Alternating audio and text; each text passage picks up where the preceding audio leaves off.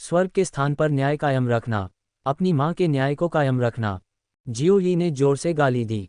उनके शब्दों ने फैंग किंगगे के भाषण को पूरी तरह से बाधित कर दिया। फैंग किंगगे का चेहरा सख्त हो गया, उसकी अमरता एक पल में धूमिल हो गई, उसका चेहरा एक भयानक भाव से विकृत हो गया जब वह दहाड़ा, जियो यी, तुमने हमारे स्वॉर्ड माउंटेन मनों के पैतृक तलवार कब्रिस्तान को अपवित्र किया, 4 महान तलवार पुत्रों और मनों के स्वामी जुआंग बिफान को मार डाला। और अब, बिना किसी पश्चाताप के, तुम तियान किंग साम्राज्य के पवित्र मार्शल आर्ट स्थल को उखाड़ फेंकने का प्रयास कर रहे हो। तुम वास्तव में अपनी मृत्यु की तलाश कर रहे हो। अपने बगल में बैठे बूढ़े कुत्ते जियान सैन से पूछो कि मैंने तलवारों वाली कब्रगाह को क्यों नष्ट किया। जहां तक पवित्र मार्शल आर्ट स्थल की बात है, एक बार जब मैं रॉयल मार्शल आर्ट्स अकादमी का सफाया कर दूंगा तो तियान की मार्शल आर्ट्स अकादमी स्वाभाविक रूप से नए पवित्र स्थल के रूप में उसकी जगह ले लेगी। जियो यी ने कहा। अहंकार, फैंग किंगगे ने व्यंग्य किया, तुम्हें लगता है कि तुम रॉयल मार्शल आर्ट्स अकादमी को हरा सकते हो? कितनी मूर्खतापूर्ण इच्छाधारी सोच है। जियो यी ने अधीरता से कहा, फैंग किंगगे, व्यर्थ की बातों में क्यों उलझते हो?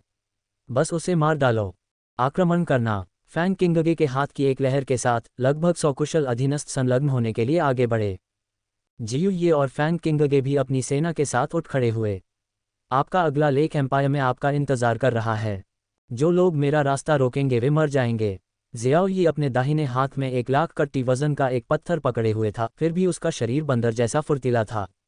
हर कदम के साथ उसका दाहिना हाथ जोर से आगे की ओर झूल रहा था। हर झटके के साथ पत्थर एक गतिशील पर्वत की तरह हवा में उछलता था। धमाका धमाका, बूम बूम बूम। विशाल चट्टान के प्रत्येक गिरने के साथ कई शक्तिशाली योद्धाओं के जीवन समाप्त हो गए। लगभग 100 योद्धा किसी भी प्रकार का प्रतिरोध नहीं कर सके। शियाओ यी ने क्रूरतापूर्वक खून की धारा फैला दी, पत्थर खून से भीग गया, उसकी सतह पर कुचले हुए मांस के टुकड़े और कटे हुए अंग धंसे हुए थे। दौड़ना, हम उसे रोक नहीं सकते, वह पागल आदमी है। भीड़ में जियान सैन का चेहरा निराशा से भरा हुआ था जब वह भागने के लिए मुड़ा। जियाओ यी ने उसे पहले ही अपनी नज़रों में ले लिया था। विशाल चट्टान नीचे गिरी और एल्डर जियान सान को जोरदार धमाका हुआ। लगभग 100 मजबूत विरोधियों में से सिर्फ फैंग किंगगे और जियू ये ही खड़े रह गए। जियाओ यी ने चट्टान पर अपनी पकड़ बनाए रखते हुए उन दोनों को इशारा किया, अब तुम्हारी बारी। हिस, दोनों ने एक दूसरे को देखा। किसने कभी किसी को पहाड़ को हथियार के रूप में इस्तेमाल करते देखा है? लेकिन आखिरकार वे हाई लेयर गोल्डन कोर दायरे में उच्च रैंकिंग वाले अभ्यासकर्ता थे, अनगिनत लड़ाइयों में अनुभवी थे, उनकी युद्ध क्षमता सामान्य लोगों से कहीं अधिक थी। जियू ये, हमें एकजुट होना होगा, पीछे नहीं हटना होगा, फैंग किंगगे ने गंभीरता से कहा। जियू ये ने गंभीर भाव से दृढ़ता से सिर हिलाया, निश्चिंत रहो। जब तक हम उसे मार नहीं देते तब तक उसका रहस्य कि वह केवल 1 वर्ष में भौतिक शरीर के दायरे से स्वर्णिम कोर दायरे तक कैसे पहुंच गया, हमारे हाथों में आ जाएगा। तब तक स्वॉर्ड माउंटेन मैनर और 9 गहन संप्रदाय दोनों निश्चित रूप से एक नई ऊंचाई पर पहुंच जाएंगे। अच्छा, दोनों ने एक साथ बाईं और दाईं ओर से जियाओगी पर हमला किया। जियू ये ने 9 लाइव्स फैंटम डिवाइन स्किल का अभ्यास किया, जिससे उसे 9 छायाएं प्रकट करने की अनुमति मिली, जिनमें से प्रत्येक में उसकी 50% शक्ति थी। जियू ये की 9 आकृतियां एक पंक्ति में खड़ी थीं, सभी हत्या के इरादे से लबरेज थीं। फैंग किंगगे अद्वितीय तलवार प्रतिभा थे। उसकी उंगलियों के एक झटके से, मानो वह तलवार पकड़े हुए हो, उसके पीछे से 7 तलवारें निकल आईं। हुश हुश हुश, तलवारें आकाश को चीरती हुई चीखने लगीं। 7 तलवारें स्वर्ग और पृथ्वी के बीच 7 तपते सूरज की तरह एक दूसरे के बगल में खड़ी थीं और सीधे शियाओ यी की ओर बढ़ रही थीं। दोनों का संयुक्त आक्रमण अत्यंत शानदार और जबरदस्त था। यह अथक था। इस अद्भुत हमले को देखकर भीड़ में से चीखें निकल पड़ीं, वाकई ये दुर्जय दिग्गज हैं जिन्होंने वर्षों में अपना नाम बनाया है। जियू ये के प्रेत दिव्य कौशल से निपटना पहले से ही मुश्किल है, और यहाँ एक सदी पहले की तलवारबाज फैंग किंगगे भी हैं। इन दोनों के एक साथ आने से जियाओ यी खतरे में है। ये सचमुच दिल दहला देने वाली स्थिति है। किसने सोचा होगा कि रॉयल मार्शल आर्ट्स अकादमी पहुंचने से पहले ही वह इतने शक्तिशाली विरोधियों से घिर जाएगा। ऐसा लगता है कि यह सिर्फ इस बात का मामला नहीं है कि वह रॉयल मार्शल आर्ट्स अकादमी को बराबरी पर ला सकता है या नहीं, असली सवाल यह है कि क्या वह जीवित रह सकता है और रॉयल मार्शल आर्ट्स अकादमी तक पहुंच सकता है। मास्टर, क्या हमें हस्तक्षेप नहीं करना चाहिए? जियान ताई ने भीड़ के बीच छिपी हुई गहरी आवाज में पूछा। गू जुन्हे ने अपनी आंखें सिकोड़ लीं और अपना सिर थोड़ा हिलाया। उसकी निगाहें भीड़ में घूम गईं और उसने जियाओ यी को देखा जो बड़ी आसानी से पहाड़ उठा रहा था। उसे याद आया कि कैसे कुछ समय पहले एक छोटे से पहाड़ के पास से गुजरते हुए जियाओ यी ने उसे पूरी तरह से उखाड़ दिया था। ऐसी शक्ति स्वर्णिम कोर क्षेत्र से कहीं परे थी। यदि जियोई के चारों ओर मार्शल दाओ दिव्य फल की आभा नहीं दिखती तो गु जुन्हे को संदेह होता कि जियोई पहले ही दाओ क्लेश के क्षेत्र में पहुंच चुका है। रॉयल मार्शल आर्ट्स अकादमी झोउ युआन। जियाओ यी को भगाना शायद तुम्हारी जिंदगी का सबसे मूर्खतापूर्ण फैसला होगा। गु जुन्हे ने मन ही मन बुदबुदाया, हम शायद सबसे ज्यादा पछताने वाला महान कियान राजवंश का जियाओ परिवार होगा। एक साल में भौतिक शरीर के दायरे से स्वर्णिम कोर क्षेत्र की 10वीं परत तक पहुंच जाना। ऐसी प्रतिभा के आगे जियाओ तियानजियाओ भी फीके पड़ जाते हैं। अगर जियाओ झेंगडे को पता होता कि उसने ऐसे राक्षसी बेटे को कूड़े की तरह समझकर फैंग परिवार को दामाद बना दिया है तो मुझे आश्चर्य है कि उसके चेहरे पर क्या भाव आते। प्रारंभ में फैंग परिवार ने शियाओ परिवार के साथ अपने वैवाहिक गठबंधन का व्यापक प्रचार किया था। ये खबर कि जियोई महान कियान राजवंश के जियो परिवार से आई थी, गु जुन्हे और अन्य लोगों के लिए कोई रहस्य नहीं थी। ये केवल जियो तियानजियाओ के कारण ही था कि बहुत से लोग यह नहीं जानते थे कि वह व्यक्ति वास्तव में जियो तियानजियाओ का भाई था। बूम बूम बूम, कई तेज आवाज़ों ने गु जुन्हे के विचारों को बाधित कर दिया और उसने तेजी से अपनी निगाहें आगे की ओर घुमा लीं। जमीन पर 2 विशाल गड्ढे थे, प्रत्येक 10 मीटर से अधिक गहरा था। घूमती धूल और धुएं के बीच जियोई ने विशाल चट्टान को उठा लिया। एक हाथ से उसने पत्थर उठाया और आगे बढ़ गया। उन गहरे गड्ढों के भीतर फैंग किंगगे और 9वें बुजुर्ग पहले ही मांस के 2 पोखरों में तब्दील हो चुके थे। जियाओई के पीछे इकट्ठा हुए शक्तिशाली व्यक्तियों के समूह को केवल अपने सिर में झुनझुनी महसूस हो रही थी। ये गोल्डन कोर दायरे के 9वें स्तर के 2 शक्तिशाली लोग थे जिन्हें जियाओई की कुछ ही चालों के बाद चकनाचूर कर दिया गया था। यह जियाओई कितनी ताकतवर है। इतनी भयानक ताकत के साथ उसके पास रॉयल मार्शल आर्ट्स अकादमी को ध्वस्त करने का सचमुच मौका हो सकता है। भीड़ की राय बदलने लगी क्योंकि शुरू में लोगों को लग रहा था कि शियाओई मौत को दावत दे रहा है। ये परम शक्ति है। रॉयल मार्शल आर्ट्स अकादमी से 1000 मीटर से भी ज्यादा दूर वर्मिलियन बर्ड एवेन्यू से गुजरते हुए अकादमी का भव्य वास्तुशिल्प परिसर धुंधला सा दिखाई दे रहा था। जियाओई के सामने बौद्ध वेशभूषा पहने सुंदर चेहरे वाला एक युवा भिक्षु प्रकट हुआ। वह एक छोटी सी मेज के सामने ठीक से बैठा था जिस पर एक चमकदार लाल लकड़ी की मछली रखी थी। क्लैक क्लैक क्लैक, लकड़ी की मछली के प्रत्येक प्रहार से एक तीखी ध्वनि निकलती थी। जियोई ने अपनी आंखें सिकुड़ते हुए कहा, 10,000 बुद्ध मंदिर।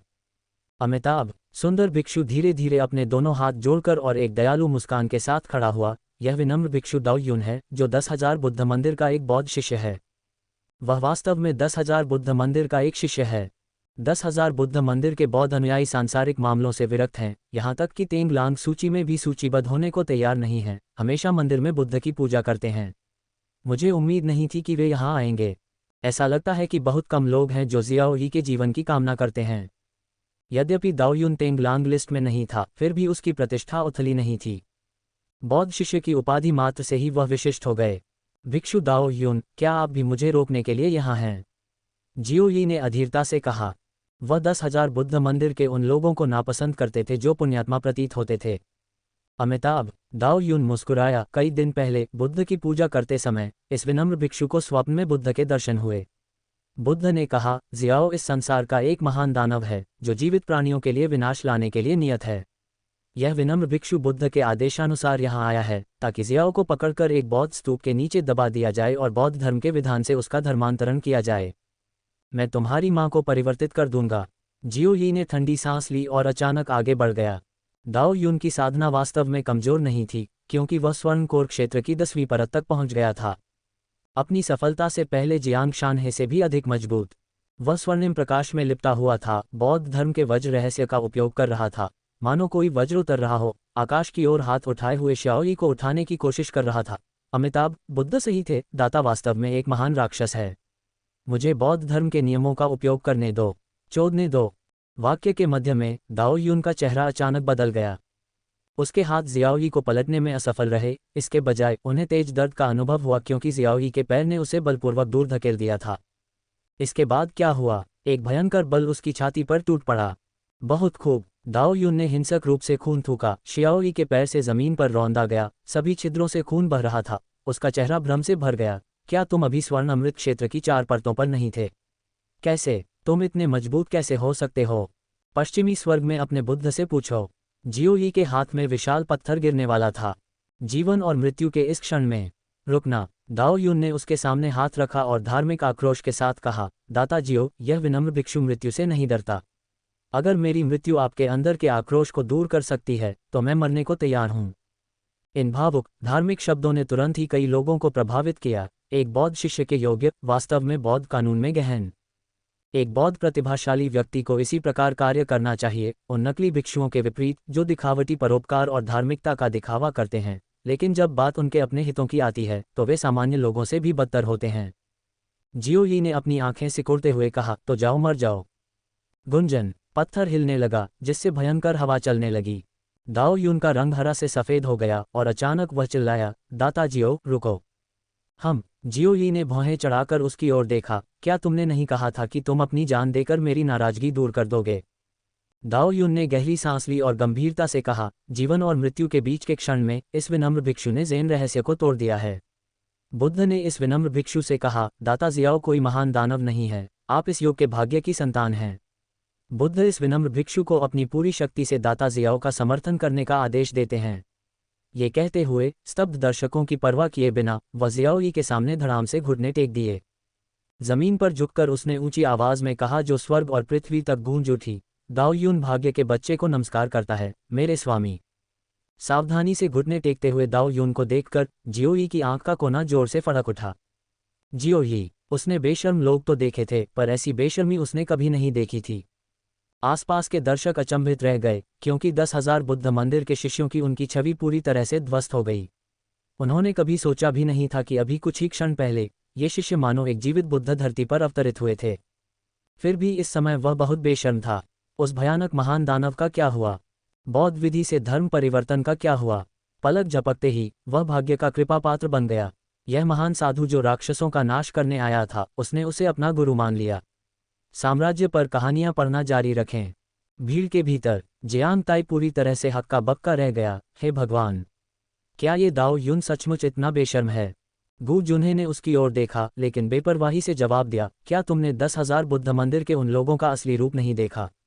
वे बौद्ध धर्म के नियमों की असीमता, सभी प्राणियों के उद्धार और दुनिया से अलग रहने की बात करते रहते हैं, लेकिन जब भी कोई अनमोल खजाना मिलता है तो क्या वे उसके लिए लड़ते और हाथापाई नहीं करते? जियांग ताई ने घुरघुराते हुए अपनी नाक को छुआ। लगता है। उसने अजीब भाव से दाओ यून को देखा। दाओ यून ने अपना सिर उठाया, अपनी हथेलियों को अपनी छाती के सामने लाया, खून से सने चेहरे के साथ अपने सिर को थोड़ा झुकाया और एक शानदार मुस्कान के साथ पलकें झपकाते हुए कहा, मास्टर, लिटिल यूनयून लंबे समय से रॉयल मार्शल आर्ट्स अकादमी से नाखुश है। कृपया लिटिल यूनयून को रॉयल मार्शल आर्ट्स अकादमी के द्वार से घुसने का नेतृत्व करने की अनुमति दें। जियो यी को अपने सिर में झुनझुनी महसूस हुई। छोटा यूनुन, मालिक, टकराना। जियाओ यी ने उल्टी की इच्छा को दबाते हुए दाओ यून को लात मारकर उड़ा दिया। दूर हो जाओ मुझसे। जैसी आपकी इच्छा गुरुजी। दाओ यून एक भागते हुए घोड़े की तरह आकाश में उड़ गया और पलक झपकते ही वह गायब हो गया। यह शापित आदमी पूरी तरह से भाग गया है। जियो यी की आंखें फड़क उठीं। उन्होंने कभी नहीं सोचा था कि 10,000 बुद्ध मंदिर का एक शिष्य ऐसा चरित्रवान बन जाएगा।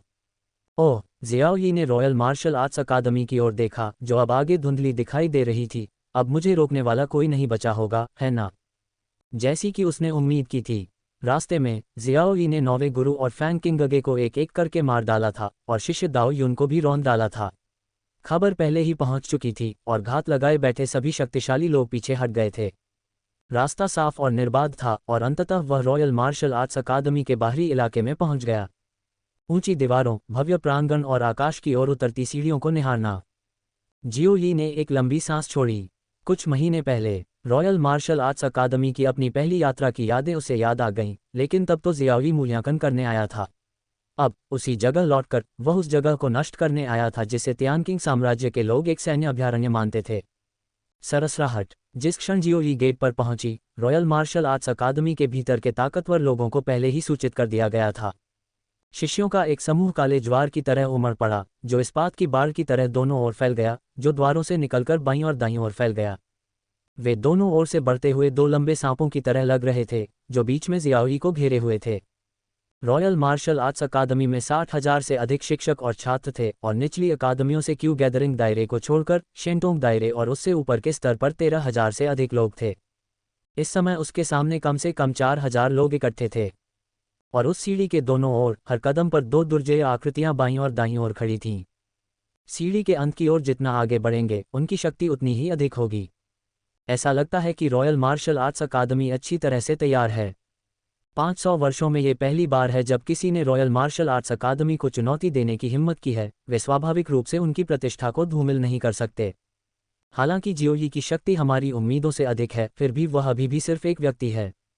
बकबक के बीच काले कपड़े पहने एक अधेड़ उम्र की महिला रॉयल मार्शल आर्ट्स अकादमी के दिग्गजों से निकली।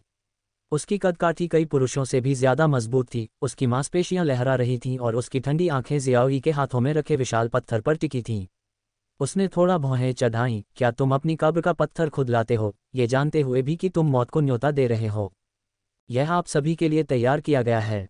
जियाओई ने अपना सिर हिलाया, आंखें सिकोड़ते हुए कहा, मेरी पत्नी और भाई कहाँ हैं? वे महामहिम युवराज ने आदेश दिया है कि यदि आप सीढ़ी के अंत तक पहुंच जाएं, तो आप स्वाभाविक रूप से उन्हें देख लेंगे। अधेड़ उम्र की महिला ने अपने पीछे खड़े ताकतवर लोगों की घनी भीड़ की ओर इशारा करते हुए कहा, लेकिन मुझे डर है कि आप उन्हें देख नहीं पाएंगे। बैककोट बैककोट बैककोट झनकार। जियोई ने विशाल चट्टान को अपने बाएं हाथ में स्थानांतरित कर लिया और अपने दाहिने हाथ में अग्निकिलिन तलवार के साथ आकाश में रक्त लाल तलवार का इंद्रधनुष उड़ाया और ठंडे स्वर में घोषणा की, चाहे आप इसे देख सकें या नहीं, मेरे हाथ में तलवार से पूछिए। अधेड़ उम्र की महिला ने अपना सिर हिलाया, आप भ्रम में हैं। चूंकि आप मृत्यु से मिलने के लिए इतने उत्सुक हैं, इसलिए मैं आपकी इच्छा पूरी करूंगी। उसने अपना दाहिना हाथ ऊपर उठाया, रॉयल मार्शल आर्ट्स अकादमी के अपराधियों को बिना दया के मार दिया जाएगा। झनझन झनझन। शियाओ यी को घेरने वाले रॉयल मार्शल आर्ट्स अकादमी के योद्धाओं के साथ साथ स्वर्ग की सीढ़ी पर खड़े योद्धाओं ने भी एक साथ अपने हथियार निकाल लिए। मारना मारना मारना। क्रोध की गड़गड़ाहट भरी चीखें साफ दिन में बिजली की गड़गड़ाहट की तरह गूंज रही थीं। मारना। अधेड़ उम्र की महिला ने जोर से अपनी बांह घुमाई और उसकी हथेली में एक लंबी तलवार प्रकट हुई, जो चांदी के सांप की तरह शियाओई की ओर झपटी। वह रॉयल मार्शल आर्ट्स अकादमी की एक बुजुर्ग महिला थी, स्वर्णिम कोर क्षेत्र की 5वीं परत की साधना में निपुण, भाला विद्या में निपुण और अकादमी में काफी प्रतिष्ठित थी। वाह! चांदी की भाले जैसी रोशनी शून्य में फैली हुई थी, समुद्र से निकलते हुए अजगर की तरह घूम रही थी। उसका भाला अविश्वसनीय रूप से तेज चलता था। रॉयल मार्शल आर्ट्स अकादमी के शिष्यों के समूह को पार करते हुए जो शियाओई की ओर दौड़ रहे थे, जैसे ही चांदी के भाले की रोशनी पास आए, उसने अपने हाथ में अग्निकिलिन तलवार के साथ हल्के से आगे की ओर थपथपाया, जीवन का दावा। डिंग! एक तीखी ध्वनि, जैसे सुई की नोक गेहूं के दाने को छू रही हो। जहां तलवार की नोक भाले की नोक से मिलती थी, वहां ऊर्जा की 2 तरंगें बाहर की ओर फूट पड़ती थीं। विस्फोट के बल से पास के अकादमी के कई योद्धा उड़ गए और जियोई ने मौका पाकर घूमकर अपने बाएं हाथ में रखे विशाल पत्थर को हवा में उछाल दिया। धमाका! चट्टान एक विश्व समाप्त करने वाले उल्का की तरह नीचे उतरी। इसकी गति और शक्ति आश्चर्यजनक रूप से भयानक थी। जहां भी वह चट्टान गुजरी, उसने अपने रास्ते में आने वाली हर चीज को पूरी तरह कुचल दिया। नहीं, मुझे बचाओ! एक के बाद एक रॉयल मार्शल आर्ट्स अकादमी के मजबूत योद्धाओं ने चट्टान के हमले का सामना किया, उनके हथियार टूट गए, उनके शरीर चूर्ण चूर्ण हो गए। प्रत्येक व्यक्ति की हत्या के साथ जियोई एक कदम आगे बढ़ता गया। 1 कदम, 10 मौतें। वह अपने पीछे लाशों का बिखरा हुआ मैदान और खून की नदियां छोड़ गया। 10, 100, 1000। जियोई का शरीर पूरी तरह से खून से लथपथ था और उसके हाथों मारे गए मजबूत योद्धाओं की संख्या 1500 से अधिक हो गई थी। उसने पहाड़ी द्वार को अवरुद्ध करने वाले लोगों में से लगभग आधे को खत्म कर दिया था। खून की बदबू हवा में फैली हुई थी, जिससे दम घुट रहा था। एकाकी 9 तलवारें, भाला तोड़ने का कौशल। जियाओ यी की तलवार का कोण बेहद चालाक था। तलवार के शरीर और अपनी जबरदस्त ताकत का इस्तेमाल करके उसने अधेड़ उम्र की महिला के भाले को मोड़ दिया। आगे बढ़ते हुए उसने उनके बीच की दूरी कम की और अपनी तलवार घुमाकर महिला को 2 भागों में बांट दिया। ये कैसे संभव है? अधेड़ महिला का चेहरा घबराहट और निराशा से भरा हुआ था। एक हाथ में विशाल चट्टान और दूसरे हाथ में खून से लथपथ तलवार लिए शियाओई लाशों के ढेर पर आगे बढ़ा। उसकी रक्तरंजित निगाहें स्वर्गीय सीढ़ियों पर खड़े शक्ति संपन्नों के समूह पर घूम गईं और उसकी गहरी आवाज आकाशीय गर्जना की तरह गूंजी, आज मैं शियाओई रॉयल मार्शल आर्ट्स अकादमी को खून से धो दूंगा। ये तुम्हारी समाधि का पत्थर होगा। वाह! उसके हाथ में अग्निकिलिन तलवार रक्त लाल तलवार की रोशनी के साथ फूट पड़ी और पत्थर पर मोटे अक्षरों में लिखा हुआ था, यहाँ रॉयल मार्शल आर्ट्स अकादमी है। पत्र गहरे, अंधकार में और उदास थे, लेकिन शियाओई ने गुस्से में पत्थर को नीचे फेंका और उसे जोर से तोड़ दिया। लाशें गहरे अक्षरों में धंसी हुई कीमा बन गईं। धीरे धीरे गहरे अक्षरों को भर दिया गया तथा ताज़ा रक्तिम लाल मांस को उसमें डाल दिया गया। जियोई ने स्वर्ग की सीढ़ी की ओर देखा, गर्व से आगे बढ़ते हुए। उसके बाद कब्र के लिए लाशें, शिलालेखों के लिए रक्त। Backward backward backward. केवल पहाड़ की तलहटी में मौजूद ताकतवर लोग ही तितर बितर होकर भाग गए थे। ये निम्न स्तर के शिष्य लंबे समय से हत्याओं से भयभीत थे और उन्होंने जियाओ यी के रास्ते को थोड़ा भी अवरुद्ध करने की हिम्मत नहीं की। स्वर्गीय सीढ़ी के ऊपर वे सभी कम से कम शेंटोंग क्षेत्र में थे। उनमें से कई शक्तिशाली आकृतियां थीं जिनके शरीर के चारों ओर सुनहरी रोशनी थी, जो निश्चित रूप से गोल्डन कोर क्षेत्र से थीं। यद्यपि रॉयल मार्शल आर्ट्स अकादमी के शिष्यों में से केवल कुछ दर्जन ही ऐसे थे जिनका साधना स्तर गोल्डन कोर दायरे से ऊपर था, लेकिन ये केवल वर्तमान में नामांकित शिष्यों के बीच ही था। पिछले वर्षों में स्नातक की उपाधि प्राप्त करने वाले मजबूत छात्रों में से कई ऐसे भी थे जिन्होंने अपने दम पर अपना दबदबा कायम रखा। इस बार जियो यी ने रॉयल मार्शल आर्ट्स अकादमी पर धावा बोल दिया और ये मजबूत खिलाड़ी, जो वर्षों पहले स्नातक हुए थे, एक के बाद एक लौटकर इसका जवाब देने लगे। महामहिम ने कहा, यदि आप स्वर्गीय सीढ़ी के अंत तक पहुंच सकते हैं तो आप अपनी पत्नी और दोस्तों से मिलेंगे। हालांकि मुझे डर है कि आप अंत तक नहीं पहुंच पाएंगे। गोल्डन कोर दायरे की तीसरी परत पर दो शक्तिशाली प्राणियों ने लगातार उपहास किया। श्योर, जियो यी ने अपनी तलवार से हमला किया। खून से लथपथ दो सिर नीचे लुढ़क गए। उनके चेहरे पर अभी भी एक आत्मसंतुष्ट उपहास छाया हुआ था। उनका इरादा केवल शियाओई को उकसाना था। उन्होंने कभी यह उम्मीद नहीं की थी कि वह तुरंत कार्रवाई करेगा और उनकी जान ले लेगा। राक्षस, यह आदमी हमारे समय का महान दानव है, इसे मार डालो। मारना। स्वर्गीय सीढ़ी के ऊपर शियाओ यी के हर कदम पर विरोधी उस पर हमला करते। तलवार और कृपाण की चमक की एक ज्वारीय लहर विलीन हो गई और उसकी ओर उग्रता से लुढ़कने लगी। जियाओ यी ऐसे चल रहा था जैसे वह वही व्यक्ति हो जो ज्वार पर नियंत्रण रखता हो। उसका सिर ऊंचा था। वह जहां भी जाता, तलवार के वार से प्रतिद्वंद्वी का खात्मा हो जाता। उसकी निगाहें स्वर्गीय सीढ़ी के अंत पर टिकी थीं, क्योंकि उस बिंदु पर पहुंचने का मतलब था फॉन किंगजू और अन्य लोगों को देखना। जियो यी, आप। दिव्य क्षमता क्षेत्र के शिखर पर दो शक्तिशाली प्राणियों ने मुश्किल से बोलना शुरू किया था कि वे शियाओ यी के पैर के नीचे कुचलकर मर गए। उनमें बातचीत करने की कोई प्रवृत्ति नहीं थी। जब भी वह प्रहार करता, पूरी ताकत से करता। एक घातक प्रहार, तत्काल मारा, तत्काल हत्या। उसके सामने के प्रतिद्वंद्वी अधिक शक्तिशाली होते जा रहे थे, लेकिन वह स्वर्गीय सीढ़ी के अंत के भी करीब पहुंच रहा था। स्विश स्विश, हवा में चीर-फाड़ की भयंकर ध्वनि के बीच दिव्य क्षमता क्षेत्र के शिखर पर 30 प्राणी उसकी ओर झपटे, प्रत्येक जोड़ी एक बड़े धातु के जाल को पकड़े हुए। झंझनाहट की आवाज़ों के बीच 15 धातु के जाल जियाओ यी की ओर फेंके गए। उनका जाल इतना मजबूत था कि उस समय अग्निकिलिन तलवार भी उसे चीर नहीं पाए। मरना। जियो यी, यह उन लोगों का भाग्य है जो रॉयल मार्शल आर्ट्स इंस्टीट्यूट के अधिकार की अवहेलना करते हैं। गोल्डन कोर दायरे की छठी परत पर दो मजबूत प्राणी 30 के पीछे से फट पड़े और करीब से उसका पीछा करते हुए तब तक इंतजार किया जब तक कि बाकी सभी ने जियाओ यी को बांध नहीं लिया। फिर वे उसे मारने के लिए हमला करेंगे।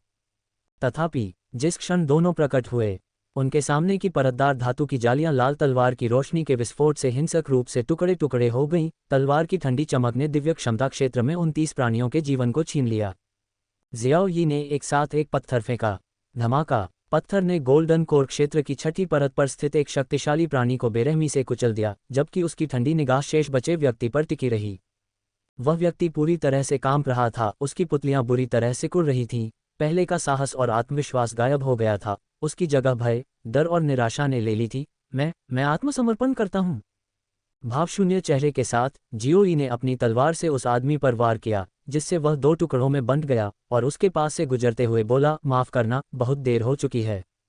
धम्म। गोल्डन कोर दायरे की छठी परत पर स्थित शक्तिशाली प्राणी का शरीर खून के एक तालाब पर दो टुकड़ों में पड़ा था।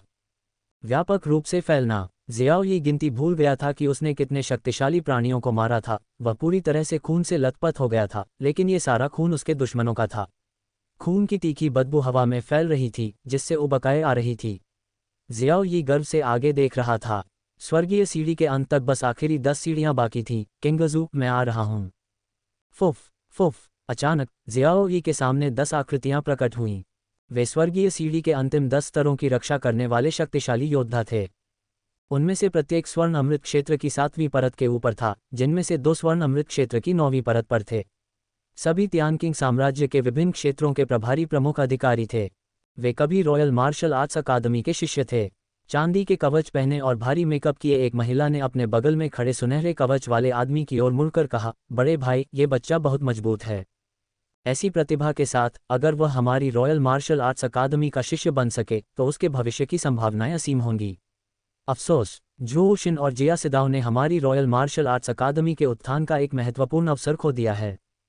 सुनहरे कवच वाले आदमी ने आह भरी।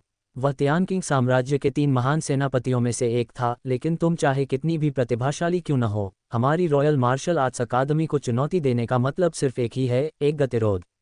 छोटी बहन, बाद में उसके सिर के लिए मुझसे मत लड़ना। हा, तो फिर यह हर किसी की अपनी क्षमता है। चांदी के कवच वाली महिला हंसी। सुनहरे कवच वाला आदमी मुस्कुराया, देखते हैं कि उसे पहले कौन मारता है, फिर मेरी सदियों पुरानी लिंगमन की ब्रू उनकी हो जाएगी। मुझे वह शराब चाहिए, कोई भी इसे मुझसे चुराने की हिम्मत नहीं करेगा। 10 लोग आत्मविश्वास से भरे हुए थे। उनमें से सबसे कमजोर स्वर्ण अमृत क्षेत्र की 7वीं परत पर था, और वे सभी अनुभवी योद्धा थे जो युद्ध के मैदान से लौटे थे। उनकी नज़र में स्वर्ण अमृत क्षेत्र के शिखर पर भी अगर उनका सामना किसी से होता तो वे युद्ध में शामिल होने का साहस रखते। शराब के बदले मेरा सिर बेच दून। शियाओ यी की आंखें खूनी रोशनी से भर गईं और उसके मुंह के कोनों में एक गंभीर ठंडी मुस्कान उभर आई। मैं तुम्हें मेंगपो सूप के बदले नरक में भेज दूंगा। जियो यी हवा में उछल पड़ा। कुछ लोगों के हमलों से बड़े बड़े पत्थर टूटकर गिरे और कई जोरदार आवाज़ों के बीच स्तंभ काफ़ी हद तक टूट गया। और जैसे ही उनके हमले समाप्त हुए, जियो यी ने तेजी से अपना पत्थर वापस ले लिया, अपनी तलवार को व्यापक रूप से घुमाया और लाल तलवार की रोशनी की एक पंखे के आकार की लहर को काट दिया। फफफ, खून फव्वारों की तरह फूट पड़ा। इस तलवार ने 6 लोगों को कमर से 2 भागों में विभाजित कर दिया। बाकी चारों ने ठंडी हवा की तेज सांसें लीं। चांदी के कवच में लिपटी महिला अपने पेट पर लगे भयानक घाव को पकड़े हुए, जिससे आंतें और खून बेकाबू होकर बह रहा था, घोर निराशा से भरी हुई थी। मुझे बचाओ भाई, मुझे बचाओ। आपका अगला अध्याय साम्राज्य पर है। लानत है। जिन परिवार के व्यक्ति की अभिव्यक्ति अचानक बदल गई जब वह उसकी ओर दौड़ा। जियो यी की तलवार की धार पहले से ही उन पर थी। महत्वपूर्ण क्षण पर सुनहरे कवच वाले पुरुष ने साहस जुटाया और चांदी के कवच वाली महिला को तलवार की धार पर फेंक दिया। नहीं, चांदी के कवच में महिला निराशा से चीख उठी जब जियो यी ने उसे एक तलवार के वार से 2 भागों में विभाजित कर दिया। सुनहरे कवच पहने उस व्यक्ति का चेहरा भय से भरा हुआ था। वह 3 महान कमांडरों में सबसे युवा था और भविष्य में सेना का नंबर 1 कमांडर भी बन सकता था। वह यहाँ अपनी जान कैसे गंवा सकता है? सुनहरे कवच वाला आदमी चिल्लाया, जियो यी, मैं अब जा रहा हूँ, मुझे जाने दो। माफ़ कीजिए, मैं सहमत नहीं हूँ। जियाओ यी ने जोर से पत्थर को नीचे गिराया, जिससे सुनहरे कवच वाला आदमी हवा में ही धराशायी हो गया, जबकि उसके दाहिने हाथ की अग्निकिलिन तलवार से तलवार की तेज रोशनी का एक भंवर निकला। एक तेज फफक के साथ सुनहरे कवच वाला आदमी 2 टुकड़ों में बढ़ गया और उसका शरीर आसमान से नीचे गिर गया। शेष बचे कुछ लोग भी शियाओ यी के हाथों मारे गए। उसके सामने खुली जगह थी। वाह! जियो यी ने गंदी हवा की एक सांस छोड़ी और एक अजगर और बाघ की तरह स्वर्गीय सीढ़ी के अंत तक चला गया, और एक धमाके के साथ उसने खून से सने कब्र के पत्थर को जमीन पर फेंक दिया। पूरा विश्व दहाड़ से कांप उठा। इस पल रॉयल मार्शल आर्ट्स अकादमी पूरी तरह से शांत थी। जियो यी ने वास्तव में अकेले ही रॉयल मार्शल आर्ट्स अकादमी के हजारों योद्धाओं को परास्त कर दिया था और स्वर्गीय सीढ़ी के अंत तक पहुंच गया था। यह ऐसी बात थी जिस पर पहले किसी ने विश्वास करने की हिम्मत नहीं की थी, लेकिन उसने सचमुच ऐसा किया था। स्वर्गीय सीढ़ी के अंत में गर्व से खड़े होकर जियो यी ने अपने आसपास का निरीक्षण किया और ठंडे स्वर में बोला, जियांग शान है, मैं तुम्हारे लिए आ रहा हूँ। जियांग शान है, मैं यहाँ हूँ। जियाओ यी की आवाज़ बिजली की गड़गड़ाहट की तरह रॉयल मार्शल आर्ट्स अकादमी के ऊपर आसमान में गूंज उठी। झनकार, भव्य हॉल के कसकर बंद दरवाजे खुल गए। वहां जियांग शानहे खड़ा था, जो अपने साथ एक शानदार कुर्सी लाया था और उस पर राजा की सारी शान के साथ बैठा था। जियांग शानहे ने विशाल कब्र के पत्थर और पूरी सीढ़ी पर फैली खून और लाशों की नदी पर नजर डाली। उसकी पुतलियां हिंसक रूप से सिकुड़ गईं। उसने पहले भी युद्ध को छाया से दिन की तरह स्पष्ट रूप से देखा था। यदि पहले वह गोल्डन कोर दायरे की 10वीं परत तक पहुंच गया था और उसे शियाओ यी को हराने की 70% निश्चितता थी, पर अब जियांग शानहे को केवल 50% ही यकीन था। तथापि वह जरा भी घबराया नहीं। जियांग शानहे ने आत्मविश्वास से मुस्कुराते हुए कहा, मुझे उम्मीद नहीं थी कि तुम सचमुच यहां तक पहुंच पाओगे। जियाओ यी ने पूछा, वे कहाँ हैं? जल्दी मत करो।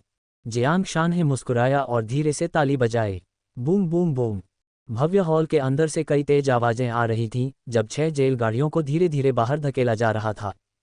प्रत्येक जेल गाड़ी गहरे काले रंग की थी, जो जुवानमिंग लोहे से बनी थी और असाधारण रूप से मजबूत थी, इतनी मजबूत कि अंदर फंसे गोल्डन कोर दायरे के विशेषज्ञ के लिए बच निकलना मुश्किल हो जाता। जेल की गाड़ी के प्रत्येक कोने पर एक मजबूत गार्ड खड़ा था। जिस क्षण जियो यी ने जेल की गाड़ियां देखीं, उसकी आंखें पूरी तरह से लाल हो गईं, उसकी सांसें तेज और भारी हो गईं। उसकी मुट्ठियां कसकर बंद हो गईं, हड्डियां चटकने लगीं, उसकी मांसपेशियां और नसें बेतहाशा धड़कने लगीं। उसके क्रोध की लपटें लगभग मूर्त प्रतीत हो रही थीं। जेल की गाड़ियों के भीतर फॉन किंगजू, न्यू दाली और शी परिवार के 4 भाई सभी अंदर फंस गए थे। हर व्यक्ति के कंधों के दोनों ओर एक वयस्क की बांह जितनी मोटी पीपा की लंटें उनके कंधों में बेरहमी से घुसी हुई थीं। खून सूखकर गहरे लाल रंग के पपड़ी में बदल चुका था और पीपा की लटों का दूसरा सिरा गाड़ियों के पहियों से जुड़ा हुआ था। हर बार जब पहिए घूमते थे तो वे अपने घावों को घसीटते थे। पहियों का प्रत्येक घुमाव उनके लिए हृदय विदारक पीड़ादायक दर्द था।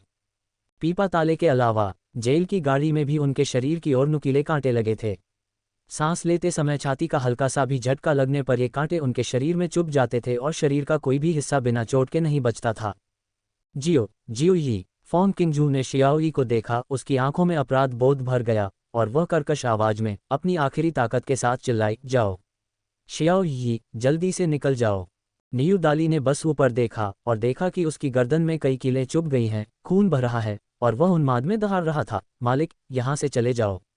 जो युआन पहले ही ताओक्लेश क्षेत्र में घुस चुका है, भागो, चले जाओ। जाना, चाहे वह फॉन किंगजू हो, न्यू दाली हो या शी परिवार के 4 भाई हों, उन सभी ने जियोई को छोड़ने के लिए अपनी पूरी ताकत लगा दी। बहुत शोरगुल है। जियांग शानहे ने अधीरता से उसके कान पर हाथ रखा। जेल की गाड़ियों के चारों ओर मौजूद मजबूत पहरेदारों ने उसी समय कार्रवाई की, गाड़ियों को उठाया और पहियों पर हिंसक लात मारी। क्लैंग क्लैंग क्लैंग, पहिए तेजी से घूमने लगे जिससे पीपा के तालों की जंजीरें खनकने लगी और क्रूरतापूर्वक उनके घाव एक बार फिर खुल गए। खून फव्वारे की तरह फूट पड़ा। दर्द के कारण वे बेहोश हो गए और फिर असहनीय पीड़ा से उनकी नींद खुल गई। जियोई का दिल खून से लथपथ हो गया। वह असहाय होकर देखता रहा कि फॉन किंगजू और अन्य लोगों को उसके सामने अमानवीय तरीके से प्रताड़ित किया जा रहा है। उसकी आंखें गहरी लाल हो गईं। उसने कहा, जियांग शानहे, अगर तुम में हिम्मत है तो मेरे पास आओ। कैसा आदमी ऐसा करता है? विजेता राजा बन जाता है, पराजित अपराधी। जब तक विजय प्राप्त हो जाती है तब तक कोई भी रास्ता उचित है न? जियांग शानहे ने लापरवाही से अपना हाथ हिलाया और लोगों ने जेल की गाड़ियां नीचे रख दी। फिर भी उनके ब्लेड फॉन किंगजू और अन्य लोगों की गर्दन पर टिके रहे। जियांग शानहे ने एक धूपबत्ती निकाली। उसने धूपबत्ती जलाई। चेहरे पर एक शानदार मुस्कान लिए वह अपनी गर्दन घुमाते और अपने अंगों को फैलाते हुए उदासीनता से बोला, जियाओई, तुम उन्हें बचाना चाहते हो, है ना? आओ, युद्ध करते हैं। अगर तुम मुझे इस अगरबत्ती के जलने में लगने वाले समय में हरा देते हो तो मैं उन्हें छोड़ दूंगा। बेशक, अगर तुम हार गए तो न केवल तुम मरोगे बल्कि उन्हें भी तुम्हारे साथ मरना होगा। अच्छा, जियोई ने गहरी आवाज में कहा। अपनी वर्तमान ताकत के साथ जियांग शानहे को मारना एक मामूली काम से ज्यादा कुछ नहीं था। तथापि, हालांकि, जियांग शानहे ने मुस्कुराते हुए अपना सिर हिलाया और कहा, मैंने अभी अपनी बात पूरी नहीं की है। आपके हाथ में जो अग्निकिलिन तलवार है वह 5वीं श्रेणी का प्रमुख हथियार है, जो मेरे खिलाफ एक बहुत बड़ा अनुचित लाभ होगा। तुम क्या चाहते हो? जियोई ने भौहें चढ़ाकर पूछा। जियांग शानहे ने मुस्कुराते हुए एक लकड़ी की तलवार फेंकी, इसका इस्तेमाल मुझसे लड़ने के लिए करो। जब उन्होंने ये कहा, उसने अपने हाथ से काले रंग का कुंडलित ड्रैगन भाला निकाला जो 5वीं श्रेणी का युआन हथियार निकला। जेल की गाड़ी के अंदर न्यू दाली ने तीव्र दर्द सहा और गुस्से से दहाड़ा, धिक्कार है जियांग शानहे, क्या तुम इससे भी ज्यादा बेशर्म हो सकते हो? तुम मालिक को लकड़ी के टुकड़े को हथियार के रूप में इस्तेमाल करने देते हो जबकि तुम खुद 5वीं श्रेणी के युआन हथियार से लैस हो। क्या मैंने तुम्हें बोलने दिया? थप्पड़ मारो उसे, जियांग शानहे ने उदासीनता से कहा। न्यू दाली की जेल गाड़ी के पास खड़े गार्ड ने तुरंत अपना कदम उठाया। थप्पड़ थप्पड़ थप्पड़, लगातार थप्पड़ों की श्रृंखला से न्यू दाली बेहोश हो गई। जियांग शानहे ने स्वागतपूर्ण इशारा किया, क्या तुम लड़ने की हिम्मत रखते हो? वाह! जियोई ने गहरी सांस ली और गंदी हवा छोड़ी। अग्निकिलिन तलवार को जमीन में गाड़ दिया और जमीन पर पड़ी लकड़ी की तलवार को उठा लिया। लकड़ी की तलवार असाधारण रूप से हल्की थी तथा उसमें दरारें थीं। ऐसा लग रहा था जैसे ये किसी भी क्षण टूटकर बिखर सकता है। जियांग शानहे ने एक ठंडी मुस्कान के साथ षड्यंत्र की सफलता का संकेत दिया। एक छलांग लगाकर वह तुरंत जियाओई के सामने पहुंच गया। हालांकि, वह उसके करीब नहीं आया। हालांकि जियाओई ने अग्निकिलिन तलवार फेंक दी थी। उसने फिर भी सबसे सतर्क रुख अपनाया। काले कुंडलित ड्रैगन भाले के 1 इंच लंबे होने और 1 इंच मजबूत होने के फायदे का फायदा उठाते हुए उनके बीच यथासंभव दूरी बनाए रखी। काला भाला समुद्र से निकलते हुए क्रोधित अजगर जैसा था।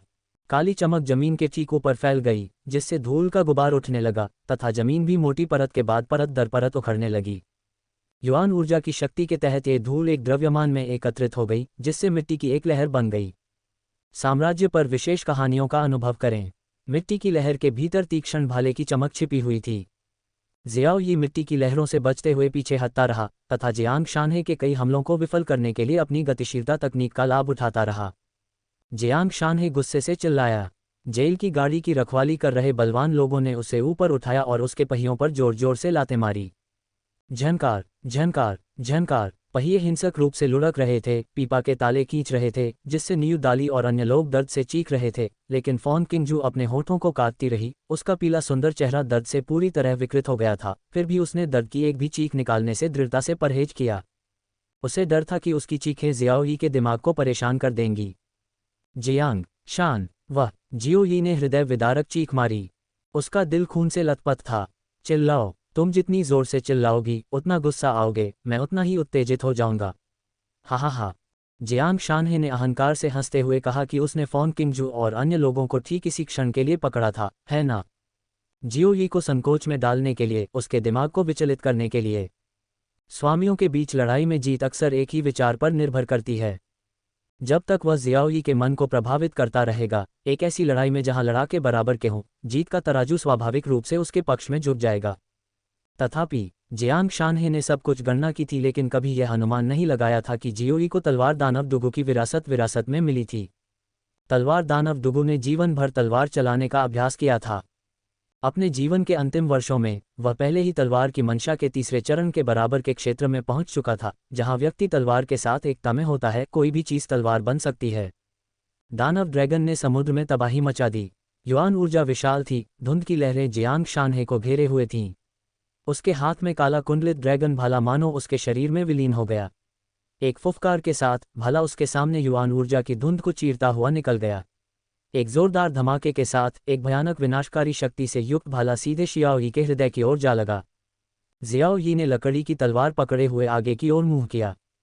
जियांग शानहे जोर से हंस पड़ा। बेवकूफ, तुम्हारे हाथ में जो चीज है वह कोई 5वीं श्रेणी का युआन हथियार नहीं है, ये तो बस एक लकड़ी की तलवार है। तुम्हें लगता है कि तुम मेरे हमले को रोक सकते हो? किसने कहा कि लकड़ी की तलवार आपको नहीं रोक सकती? जियो यी अचानक ठंडी मुस्कान के साथ मुस्कुराया, उसका चेहरा उपहास से भरा हुआ था। जियांग शानहे अचंभित रह गया, लेकिन उस लकड़ी की तलवार ने भाले का सीधा सामना करने की कोशिश नहीं की, बल्कि भाले के शरीर पर हल्के से थपथपाया। झटके का फायदा उठाते हुए शियाओ यी हवा में उछला, भाले पर पैर रखा और हवा की तरह तेजी से आगे बढ़ा।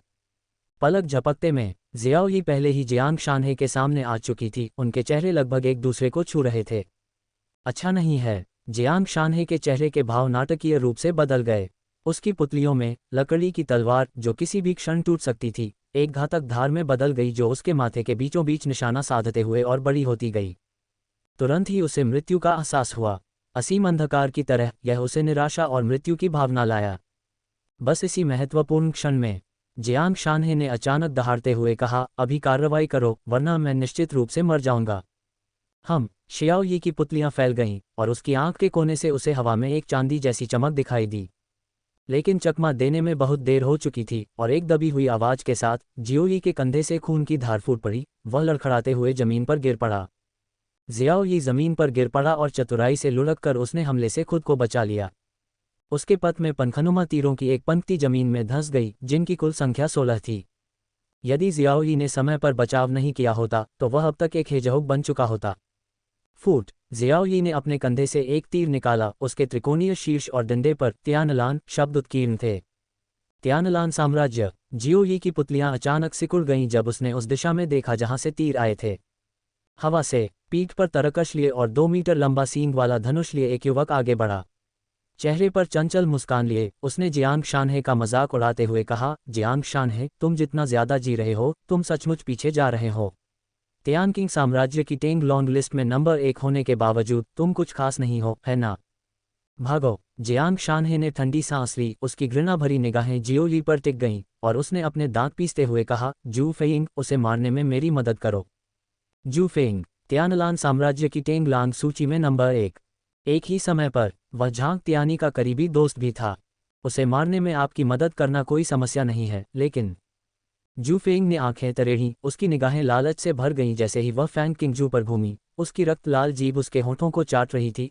आपने मुझसे जो शर्तें वादा की थी, उनके अलावा मुझे यह महिला चाहिए। कोई बात नहीं। जियांग शानहे बिना किसी हिचकिचाहट के सहमत हो गए। उनकी नज़र में जब तक जियोई को हटा दिया गया, फॉन किंगजू और अन्य किसी काम के नहीं थे। फॉन किंगजू को जू फेइंग को देना केवल एक बर्बादी थी। हा, जियांग शान है, जू फेइंग, इतने अच्छे अवसर का लाभ सिर्फ आप दोनों को ही नहीं मिलना चाहिए। सही बात है, हम उस महिला को नहीं चाहते, लेकिन हम ये रहस्य नहीं छिपा सकते कि कैसे जियोई ने इतने कम समय में इतने बड़े दायरे को तोड़ दिया। अचानक हवा के टूटने की कई आवाज़ें आईं। हवा से प्रकट होती आकृतियों को देखकर जियांग शानहे और जूफेंग दोनों के चेहरे एक साथ बदल गए। बाइजिंग साम्राज्य के बाइजिंग, किंगयुन साम्राज्य के पिंगसिफांग और सिहाई साम्राज्य के नीहेचुआन, ये तीनों लोग यहाँ कैसे पहुँचे? जूफेंग ने गुस्से से कहा, ये तीनों तुमसे या मुझसे कमज़ोर नहीं हैं। ये परेशानी वाली बात है। जियांग शानहे की भौहें सिकुड़ गईं, लेकिन उसके पास तीनों पुरुषों की ओर मुट्ठी बांधने के अलावा कोई विकल्प नहीं था। सज्जनों, हमें क्षमा करें कि हमने आपको दूर से अभिवादन नहीं किया। तारों से जड़े वस्त्र पहने बाइजिंग जब शियाओई के सामने उतरे तो उनका ध्यान आकर्षित कर रहे थे। उनकी जिज्ञासु निगाहें शियाओई को परख रही थीं। तुम्हारे 3 सिर और 6 भुजाएं नहीं हैं, फिर भी तुम सिर्फ 1 साल में भौतिक शरीर के दायरे से स्वर्णिम कोर दायरे की 10वीं परत तक पहुंच गए। तसक, मुझे मानना पड़ेगा, मुझे ईर्ष्या हो रही है। अच्छा, मुझे अपने प्रशिक्षण का राज बताओ, मैं जियांग शानहे और बाकियों से निपटने में तुम्हारी मदद कर सकता हूँ। जियाओ यी, है ना? मैं सिहाई साम्राज्य से टेंग लॉन्ग लिस्ट में नंबर 1 हूँ और क्राउन प्रिंस नीहेचुआन भी। बस मुझे अपना रहस्य बताओ और मेरा सिहाई साम्राज्य निश्चित रूप से अपनी पूरी ताकत से तुम्हारी रक्षा करेगा। उसने घमंड से कहा, तुम दोनों को ये सब कष्ट क्यों सहना पड़ रहा है? मैं यह मानने को तैयार नहीं कि अगर हम उसकी साधना को बाधित कर दें और उसे बुरी तरह से प्रताड़ित करें तो वह बात नहीं करेगा। किंगयुन साम्राज्य के पिंगसिफांग ने अधीरता और ठंडेपन से शियाओई की ओर देखा। लड़के, अगर तुम मरना नहीं चाहते तो मुझे तुरंत रहस्य बता दो, अन्यथा अगले साल इसी दिन तुम्हारी मृत्यु की सालगिरह होगी। पिंगसिफांग, क्या हमें यह नहीं देखना चाहिए कि पहले कौन पहुंचा? आप ऐसा नहीं कर सकते। पुरुषों ने वास्तव में आपस में बहस करना शुरू कर दिया और जियाओई को पूरी तरह से नज़रअंदाज कर दिया। मुझे आज इतने सारे पुराने दोस्तों से मिलने की उम्मीद नहीं थी। शून्य से एक और जोरदार हंसी की आवाज़ आए और एक नौजवान अपनी पतलून की टांगें ऊपर चढ़ाए, किसानी टोपी पहने, मानो अभी अभी खेत से लौटा हो, हवा में आगे बढ़ा। उसके कंधे पर एक कुदाल थी, लेकिन कुदाल से एक ठंडी रोशनी चमक रही थी, साफ तौर पर 5वीं श्रेणी का युआन हथियार। यू कैंग, वह यहाँ कैसे आया? जियांग शानहे और अन्य लोगों ने यू कैंग की ओर सावधानी भरी नज़रों से देखा। नानहुआंग के 10 देशों में पर्पल रोब किंगडम भले ही सबसे मजबूत न हो, लेकिन पर्पल रोब किंगडम के यू कैंग को 10 देशों में युवा पीढ़ी के बीच शीर्ष 3 अस्तित्वों में से एक के रूप में स्वीकार किया गया। यू कैंग जियोई के सामने उतरी और उत्सुकता से उसका निरीक्षण करने लगी। जियोई ने भौहें चढ़ाईं, क्या तुम मुझे भी धमकाने आए हो? नहीं नहीं नहीं, यू कैंग ने जल्दी से अपना हाथ हिलाया और प्रसन्नतापूर्वक कहा, मुझे आपकी मदद करने के लिए कहा गया है। जियाओई आश्चर्यचकित रह गया। यू कैंग ने उसे आंख मारी, यू लिंगर मेरी बहन है। फिर उसने अपना चेहरा शोकाकुल भाव से मोड़ लिया, पिंगसिफांग और बाकियों की तरफ देखते हुए, और अपनी आवाज़ धीमी करते हुए कहा, यार तुमने तो वाकई बहुत लोगों को नाराज़ कर दिया है। ये 5 लोग मुझसे ज़्यादा दूर नहीं हैं, मैं एक साथ ज़्यादा से ज़्यादा 3 लोगों को संभाल सकता हूँ, तुम्हारे लिए 2 बचेंगे। कोई ज़रूरत नहीं है, जियोई ने उदासीनता से कहा। यू कैंग अचंभित रह गया। जियोई ने कहा, कुछ कूदते हुए जोकर, मदद की कोई ज़रूरत नहीं। इतना विश्वास? यू कैंग ने एक भान उठाए और फिर अपना सिर खुजाया, लेकिन मैंने लिंग एयर से वादा किया था कि मैं तुम्हारी मदद करूंगा। तुम मुझे एक निरर्थक यात्रा पर नहीं जाने दे सकते, है ना? जियाओई ने भौहें चढ़ाईं और कहा, यदि संभव हो तो। मुझे आशा है कि आप उन्हें बचाने में मेरी मदद कर सकते हैं। मैं भविष्य में आपका बहुत आभारी रहूंगा। जियाओई की निगाहों का अनुसरण करते हुए यू कैंग ने फॉन किंगजू और अन्य लोगों को जेल की गाड़ी में देखा, और उनकी दयनीय स्थिति को देखते हुए उसने जियांग शानहे पर एक तिरस्कार भरी नज़र डाली। जियांग शानहे, तुम जितना ज़्यादा जीते हो, तुम सचमुच पीछे की ओर जाते हो। बराबरी के लोगों के बीच लड़ाई में तुमने वास्तव में किसी के दोस्तों को धमकी के तौर पर बंधक बना लिया था। सच्चा आदमी छोटी छोटी बातों पर ध्यान नहीं देता। जब तक अंतिम जीत मिल ही जाए, तब तक इससे क्या फ़र्क पड़ता है कि कौन सा तरीका इस्तेमाल किया गया? जियांग शानहे ने ठंडी हंसी के साथ कहा, एक सच्चा आदमी छोटी छोटी बातों पर परेशान नहीं होता। यू कैंग का चेहरा उपहास से भरा था। उसने जियाओई की ओर मुड़कर कहा, मैं उन्हें बचाने में तुम्हारी मदद करूंगा, लेकिन 5 लोगों को अकेले संभालना, क्या तुम्हें यकीन है कि इसमें कोई समस्या नहीं होगी? अपनी ताकत के बावजूद वह ये कहने की हिम्मत नहीं कर सकता था कि वह एक ही समय में 5 विरोधियों से मुकाबला कर सकता है और 5 जियांग शानहे को हरा सकता है। जियाओ यी ने उदासीनता से कहा, उन्हें मारना सुअरों और कुत्तों को मारने जैसा है। यह क्या सुअरों और कुत्तों का वध है? फिर मैं इंतजार करूंगा और देखूंगा। यू कैंग की आंखें जितनी ज्यादा जियाओ यी को देखती उतनी ही ज्यादा चमकती, और एक छलांग के साथ वह एक तरफ हट गया ताकि फांग किंगजू और बाकियों को बचाने का मौका ढूंढ सके। युद्ध के मैदान के बीच में केवल जियाओ यी ही बची थी, जो जियांग शानहे और अन्य 4 का अकेले सामना कर रही थी। ये पांचों व्यक्ति गोल्डन कोर दायरे के 10वीं परत के साधक थे, जो अपने अपने राष्ट्रों की टेंगलोंग सूची में शीर्ष दावेदार थे। जियांग शानहे का चेहरा वसंत से भरा हुआ था, बहुत आत्मसंतुष्ट था। इससे पहले वह अपने बारे में केवल 50% ही निश्चित था, लेकिन अब वह पूरी तरह से आश्वस्त था कि वह शियाओ यी को मार सकता है। जियांग शानहे ने गर्व से कहा, जियो यी, अगर तुम अभी घुटने टेक कर आत्मसमर्पण कर दोगे तो मैं तुम्हारे लिए एक पूरी लाश छोड़ने पर विचार कर सकता हूँ। कचरे का कितना सारा बोझ है। जियाओ यी ने अपनी हथेली जमीन की ओर बढ़ाई, हवा से अग्निकिलिन तलवार को अपने हाथ में लिया, तलवार को हवा में घुमाया, उसकी लड़ने की भावना आसमान तक पहुंच गई। अगर तुम लड़ाई चाहते हो तो तुम्हें लड़ाई मिलेगी। घमंडी मूर्ख, तुम सचमुच हमें इतना नीचा समझते हो? कौन पहले पहल करना चाहता है? जियांग शानहे ने गहरी आवाज में कहा, यह बच्चा परेशानी पैदा करने वाला है, बेहतर होगा कि हम मिलकर काम करें। पिंग सिफांग ने व्यंग्य किया, सेना में शामिल हो जाओ।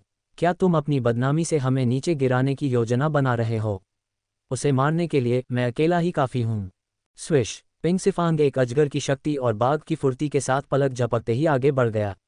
अपनी क्यूई के प्रभाव में उसके कदम एक छोटी पहाड़ी जितने विशाल हो गए। बर्फ की तरह राजसी और दोषरहित दुष्ट अजगर पेड़ के चारों ओर कुंडली मारे बैठा है। जियो यी धारा के विपरीत उठा, उसकी तलवार की धार क्यूई को चीरती हुई पिंग सिफांग के पैर के चीक बीच में जा लगी। बहुत खूब, पिंग सिफांग के पैर में एक बड़ा सा छेद हो गया था और खून की धार बह रही थी, जिससे वह दयनीय चीख के साथ चीखा। वह लंगड़ाता हुआ पीछे हट गया। जियांग शानहे ने मजाक उड़ाया, क्या आपने नहीं कहा था कि आप अकेले ही काफी हैं?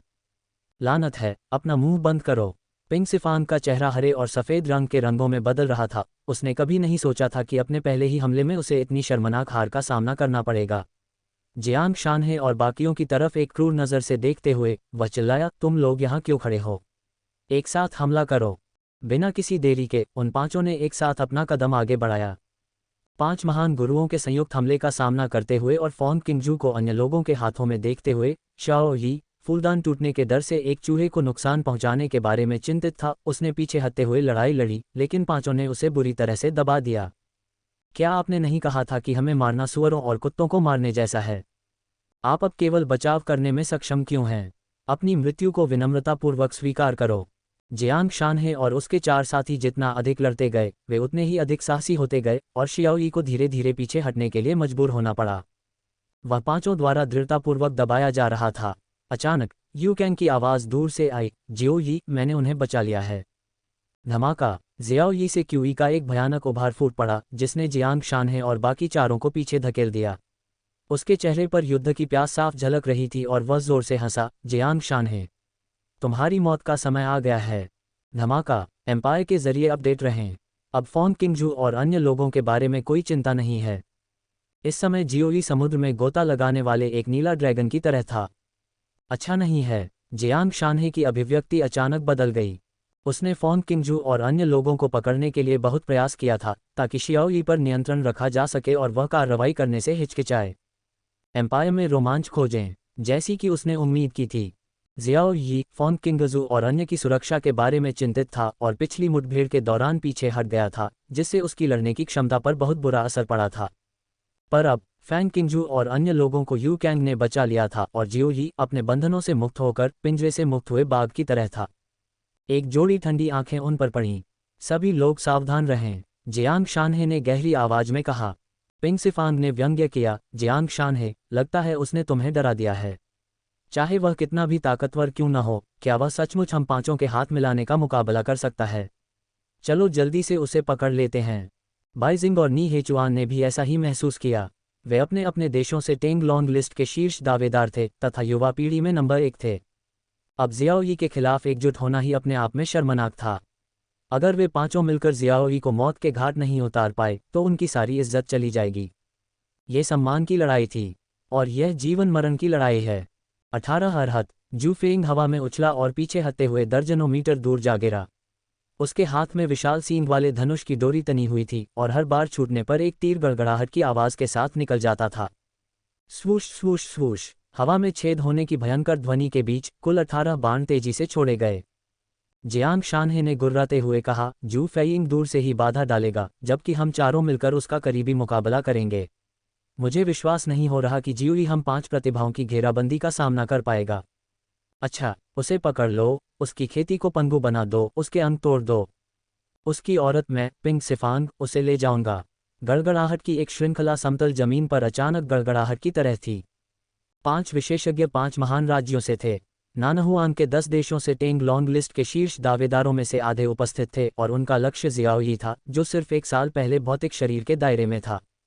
अब फॉन्ग किंगजू और बाकियों की बेड़ियों से आज़ाद, जियाओई को अब खुद को रोकने की ज़रूरत नहीं थी और उसके दिल में दबा हुआ हत्या का इरादा भी पूरी तरह से बाहर आ गया था।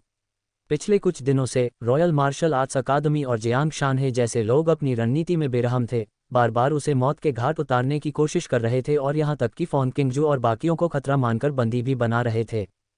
उनके कार्यों ने जियाओई की हत्या करने की इच्छा को चरम सीमा तक बढ़ा दिया था। आत्मा छीनना और जीवन लेना। जियोई ने अपनी तलवार तान दी, जिससे दिन के समान चमकदार ठंडी रोशनी निकली।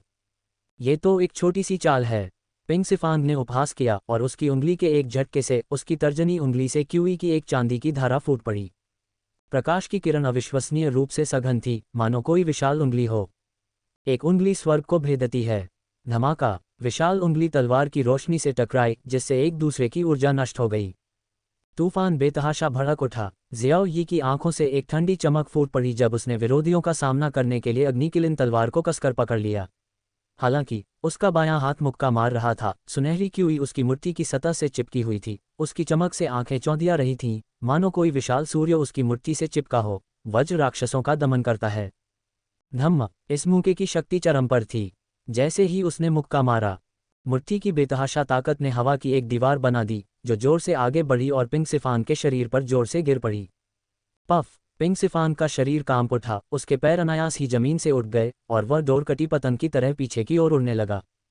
टकराना। जियोई ने एक हिंसक कदम आगे बढ़ाया, तुरंत पिंग सिफांग को पकड़ लिया और अपना बायां हाथ आगे बढ़ाया। अच्छा नहीं है, जल्दी करो, उसे बचाओ। सब कुछ अचानक हुआ और जियोई की गति आश्चर्यजनक रूप से तेज थी।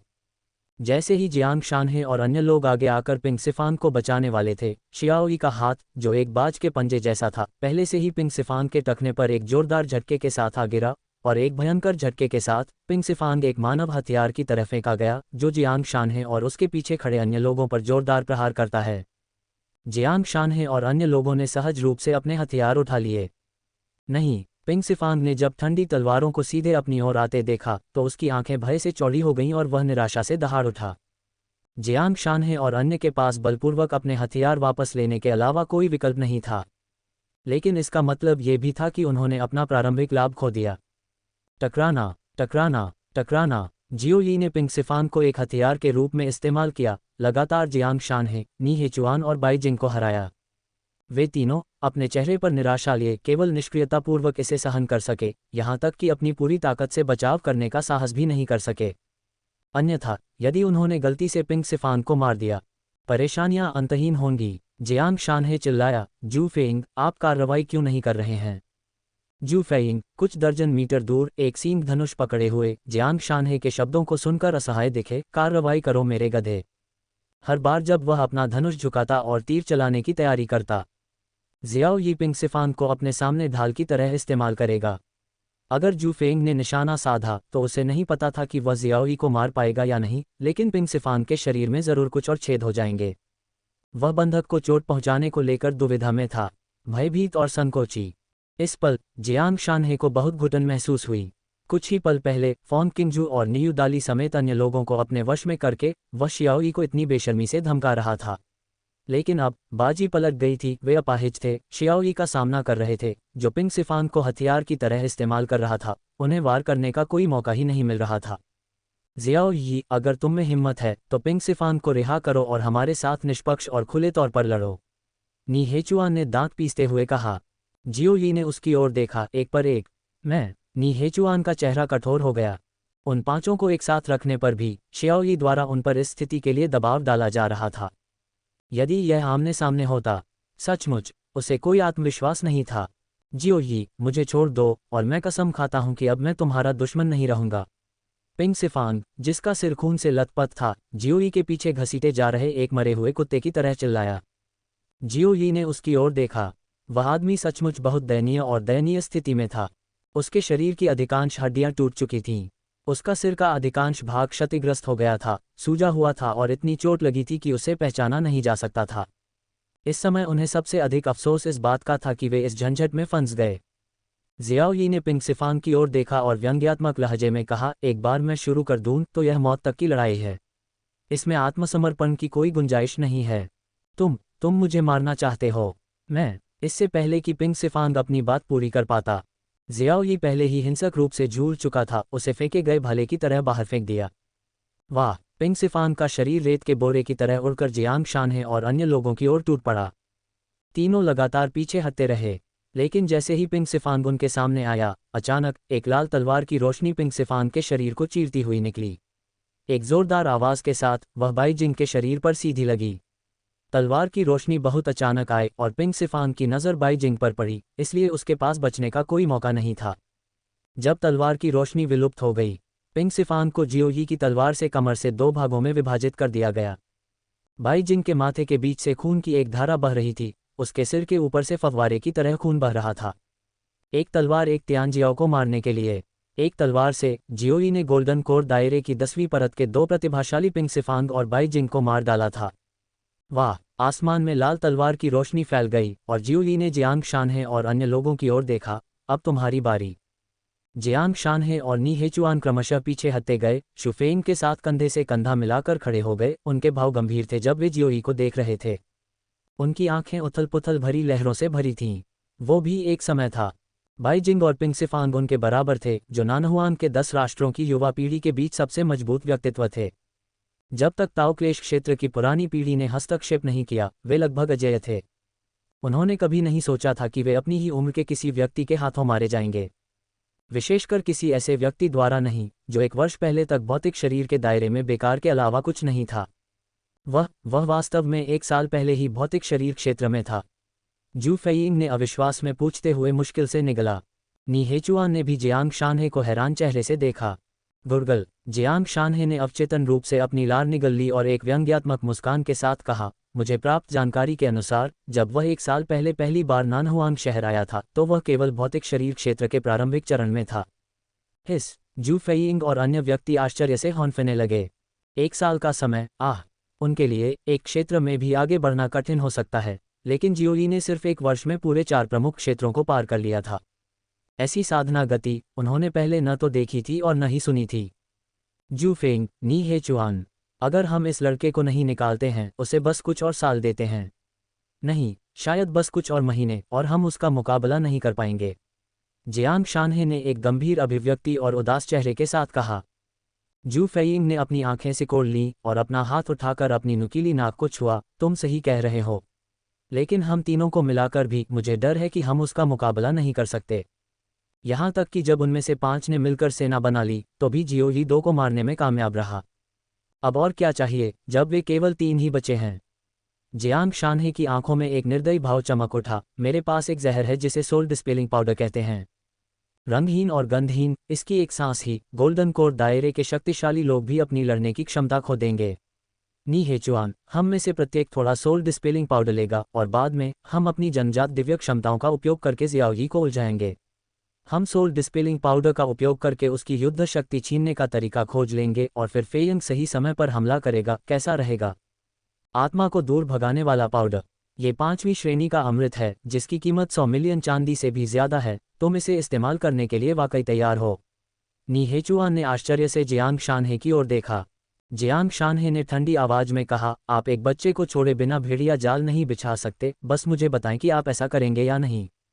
जहर का इस्तेमाल करना थोड़ा शर्मनाक है, लेकिन अगर हम उसका राज जान सकें तो सब कुछ सार्थक होगा। नी हेचुआन ने जियांग शानहे के हाथ से आत्मा निवारक पाउडर ले लिया। साम्राज्य के साथ कहानियां खोजें। जू फेंग ने सिर हिलाया। चलो करते हैं। आपने कहा, हमने किया। जियांग शानहे और नी हेचुआन एक बाईं ओर और एक दाईं ओर 2 घूमते हुए ड्रैगन में बदल गए और भयंकर हवा के 2 झोंकों के साथ जियो यी की ओर बढ़ रहे थे। वे इतनी तेजी से आगे बढ़े कि पलक झपकते ही वे शियाओ ही के सामने पहुंच गए। क्रोधित ड्रैगन ने समुद्र को हिला दिया। जियांग शानहे का लंबा भाला ऊंचा खड़ा था, मानो कोई काला ड्रैगन दुनिया में प्रवेश कर रहा हो। नी हेचुआन भावशून्य दोनों हाथों में एक एक लंबी तलवार लिए हुए था। दोनों तलवारें जोर से घूम रही थीं और दोनों तरफ से जियाओई पर लगातार और बेरहम वार कर रही थीं। जू फेइंग दूर था और बार बार तीर चलाने के अवसर की तलाश में था। कई बार जैसे ही जियाओई ने जियांग शानहे और अन्य के हमलों को चकमा दिया और आगे बढ़ने की कोशिश की, जू फेइंग का तीर उसके सामने आ गया, जिससे उसका पीछा करना बंद हो गया और वह उन दोनों को खत्म करने के कई मौके चूक गया। जू फेइंग ने एक बड़ा सा धनुष पकड़े हुए एक आत्मसंतुष्ट नज़र के साथ कहा, जियाओ यी, मेरे यहाँ होने के कारण आप उन्हें फिर से छूने के बारे में भूल सकते हैं। धत्तेरी की। जियाओ यी की आंखों में ठंडी रोशनी चमक उठी। ऐसा लगता है कि मैं जू फेइंग को हराए बिना लड़ाई जारी नहीं रख सकता। भाला तोड़ने का कौशल। कृपान तोड़शाली। जियो यी ने अचानक अपनी गति बढ़ा दी, लगातार 9 तलवारों का आह्वान करते हुए जियांग शानहे और दूसरे व्यक्ति को बार बार पीछे धकेल दिया। उसकी तलवारबाजी तेज और पैनी हो गई, जैसे आकाश में बादल बह रहे हों। ऐसा लग रहा था जैसे आदमी और तलवार एक हो गए हों। इससे जू फेइंग के तीर कई बार जियाओ यी की गति को रोकने में विफल हो गए, जिसके परिणामस्वरूप जियांग शानहे और नी हेचुआन को जियाओ यी की तलवार से कई बार झेलने पड़े। जियांग शानहे गुस्से में था, जू फेइंग, तुम क्या कर रहे हो? नी हेचुआन ने अपने मुंह के कोने से खून पोंछा, वह भी बहुत गुस्से में था, बस थोड़ा और मेरा सिर काट दिया जाता। जू फेइंग भी असहाय दिखाई दिए, आप इसके लिए मुझे कैसे दोषी ठहरा सकते हैं? उनकी तलवार बहुत तेज है। भीड़ में गू जुन्हे की आंखों में आश्चर्य साफ झलक रहा था। क्या ये तलवार की मंशा का तीसरा स्तर है, मनुष्य और तलवार की एकता? नहीं, यह अभी भी थोड़ा अलग है, लेकिन वह पहले ही उस बाधा को छू चुका है। ये कैसा राक्षस है? इसकी उम्र 20 साल भी नहीं है, फिर भी इसने स्वर्णिम कोर क्षेत्र में तलवार की मंशा के तीसरे स्तर को समझ लिया है। यह उद्धरण चिन्ह। यू कैंग की आंखों में भी चमक थी, क्या प्रभावशाली जियाओ यी है। कोई आश्चर्य नहीं कि मेरी मूर्ख बहन को तुमसे लगाव हो गया, ऐसी प्रतिभा वास्तव में भयानक है। मैं खुद तुमसे लड़ने के लिए कुछ हद तक ललचा रहा हूँ। हालांकि उसने फॉन किंगजू की ओर देखा जो उसके बगल में बेहोश पड़ा था और अपनी भौं रगड़ते हुए कहा, ओह मेरी मूर्ख छोटी बहन, मुझे डर है कि यह तुम्हारे साथ एक तरफा प्यार का मामला है। वह फॉन किंगजू को बचाए जाने से पहले और बाद में जियो यी की लड़ाकू ताकत में भारी अंतर से अच्छी तरह वाकिफ थे। इस परिणाम के लिए केवल एक ही स्पष्टीकरण था, जियो यी के दिल में फॉन किंगजू का एक अत्यंत महत्वपूर्ण स्थान था। उस पल में जियो यी ने अचानक तलवार के वार से दोनों को पीछे धकेल दिया, लेकिन उसका शरीर तेजी से दिशा बदल गया और सीधे जू फेइंग की ओर दौड़ पड़ा। अच्छा नहीं है। जियांग शानहे और अन्य लोगों के चेहरे का रंग काफी बदल गया। यदि वे शू फेइंग को खो देते हैं, जो किनारे पर खड़े होकर कार्य करने और शियाओ यी का ध्यान भटकाने के लिए तैयार रहते हैं, तो शियाओ यी, जिसके पास आगे कोई चिंता नहीं है, और भी अधिक दुर्जय हो जाएंगे। उन दोनों ने मिलकर जियो यी का पीछा किया। जू फेइंग ने भयंकर मुस्कान के साथ कहा, मुझे मार डालोगे? यह मूर्खों का सपना है। बस मेरे पीछे मेरी धूल खा जाओ। जू फेइंग की विशेषता लंबी दूरी के हमले थे। वह हमला करते हुए भागा। उसने जियाओ यी को इस तरह फुसलाया जैसे वह पतंग उड़ा रहा हो। हा, जियाओ यी, तुम मुझे कभी नहीं पकड़ पाओगे। जू फेइंग खिलखिलाकर हंसा। क्या ऐसा है? जियो यी अचानक मुस्कुराया। उसके चेहरे पर एक गहरा उपहास उभर आया, जिससे जू फेइंग का चेहरा अचानक बदल गया और वह बेचैनी से भर गया। लगभग उसी समय उसके पीछे खड़ा जियाओ यी अचानक गायब हो गया, उसकी गति बेवजह चौगुनी हो गई। पता चला कि उसने रक्त विस्फोट कौशल का इस्तेमाल किया था, जिससे उसकी ताकत और गति दोगुनी हो गई और उसने हवा में ही एक मुक्का मारा। धमाका। रक्त के रंग की हवा से रंगी हुई भारी मुट्ठी ने जू फेइंग पर प्रहार किया। जू फेइंग का शरीर कांप उठा, मानो कोई तारा आसमान से गिरकर बड़ी ताकत से जमीन पर गिर गया हो। एक जोरदार धमाके के साथ जू फेइंग जमीन पर गिर पड़ा, उसका सिर खून से लथपथ हो गया और वह बिना सिर वाली लाश में तब्दील हो गया। अब हमारा मौका है, जहर छोड़ दो, जियांग शानहे ने धीमी आवाज में दहाड़ते हुए कहा। नी हेचुआन ने जोर से सिर हिलाया। दोनों ने एक साथ अपने हाथों में पाउडर बिखेर दिया। स्विश स्विश, सफेद पाउडर की 2 धाराओं ने जियाओ यी को घेर लिया। जैसे ही जियो यी को कवर किया जाने वाला था, उसने एक थप्पड़ के साथ अपना हाथ उलट दिया। एक तेज हवा के झोंके के साथ सफेद पाउडर लुढ़कता हुआ नी हेचुआन और दूसरे को अपनी गिरफ्त में ले लिया। सब खत्म हो गया। दोनों के चेहरे पर निराशा थी। बैंग बैंग, दोनों को पूरे शरीर में सुन्नता और कमजोरी महसूस हुई और वे 2 बार जोर से जमीन पर गिर पड़े। टैप टैप टैप, शियाओ यी हाथ में तलवार लिए उन 2 आदमियों के पास गया। नी हेचुआन का पीला चेहरा कड़वी विनती से भरा था। मैं सेहाई साम्राज्य का युवराज हूँ, आप मुझे नहीं मार सकते। ये तर्क काम नहीं करता। जियो यी ने अपना सिर हिलाया और अपनी तलवार से अपना गला काट लिया। नी हेचुआन ने अपना गला ढक लिया, बहते खून को रोकने में असमर्थ, वह खून से लथपथ पड़ा था। जियो यी की नज़र जियांग शानहे पर पड़ी, उसकी आंखें क्रूरता और ठंडक से भरी थीं। क्या मुझे तुम्हें 1000 बार काटना चाहिए, या मुझे इसे तुम्हारे लिए जल्दी करना चाहिए? नहीं, मुझे मत मारो जियो यी, मुझे एहसास है कि मैं गलत था। कृपया मुझे मत मारो। इस समय जियांग शानहे ने अपना सारा अहंकार खो दिया था, केवल निराशा और मौत का सामना करने का डर बचा था। जियाओ यी ने कहा, मुझे बताओ, तुम कहाँ गलत हो गए? मैं जियांग शानहे के चेहरे पर घबराहट दिखाई दी। उसे ऐसा नहीं लगा कि उसने कुछ गलत किया है। वह तो बस अपनी जान बचाने की गुहार लगा रहा था। लगता है तुम्हें अभी भी अपनी गलती का एहसास नहीं हुआ है। जियो यी ने अपनी लंबी तलवार उठाई और 2 झटकों के साथ दोनों भुजाएं हवा में ऊंची उड़ गईं। जियांग शानहे ने तीव्र दर्द सहते हुए लगातार चिल्लाते हुए कहा, मैं गलत था। मुझे ये फैंग और अन्य लोगों को तुम्हें मारने की कोशिश नहीं करने देनी चाहिए थी। अभी भी गलत। जियो यी ने फिर से हमला किया, इस बार जियांग शानहे के पैर काट दिए। जियांग शानहे असहनीय पीड़ा से तड़प उठा, उसका चेहरा पूरी तरह से विकृत हो गया, आंसू बह रहे थे। अब मुझे अपनी गलती समझ आ गई है। मुझे आपका विरोध नहीं करना चाहिए था, मुझे आपको धमकाने के लिए फॉन किंगजू और अन्य को नहीं पकड़ना चाहिए था। मैं गलत था। जियो यी, लॉर्ड जियो, मैं वास्तव में अपनी गलती मानता हूँ, कृपया मुझे छोड़ दें। इस बार तो आप सही निकले, लेकिन दुर्भाग्यवश अब बहुत देर हो चुकी है। जियो यी मुस्कुराया, उसकी अभिव्यक्ति जियांग शानहे की आंखों में एक दुष्स्वप्न राक्षस के रूप में दिखाई दी, जो डर से चिल्लाया, मुझे बचाओ मास्टर, मुझे बचाओ।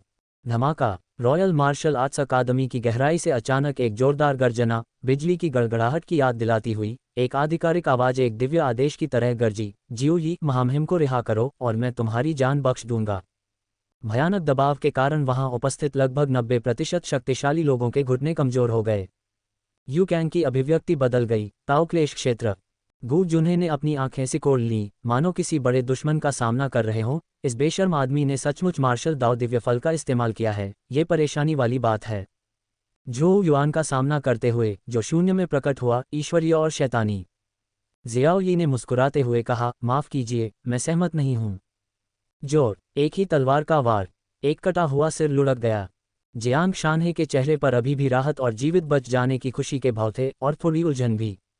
उसी समय जो युआन प्रकट हुआ, सभी ने सोचा कि जियांग शानहे की जान निश्चित रूप से बच गई। यहां तक कि जियांग शानहे ने भी ऐसा ही सोचा था। आखिरकार जो युआन पहले ही ताओक्लेश क्षेत्र में प्रवेश कर चुका था, जो पिछले स्वर्ण अमृत क्षेत्र शिखर की तुलना में कहीं अधिक भयानक अस्तित्व था। अगर पहले के जो युआन को अब भी तियानकिंग साम्राज्य के राजा को सम्मान देना था, तो अब, भले ही उसने राजा को मार डाला हो, वह आसानी से तियानकिंग साम्राज्य छोड़ सकता था।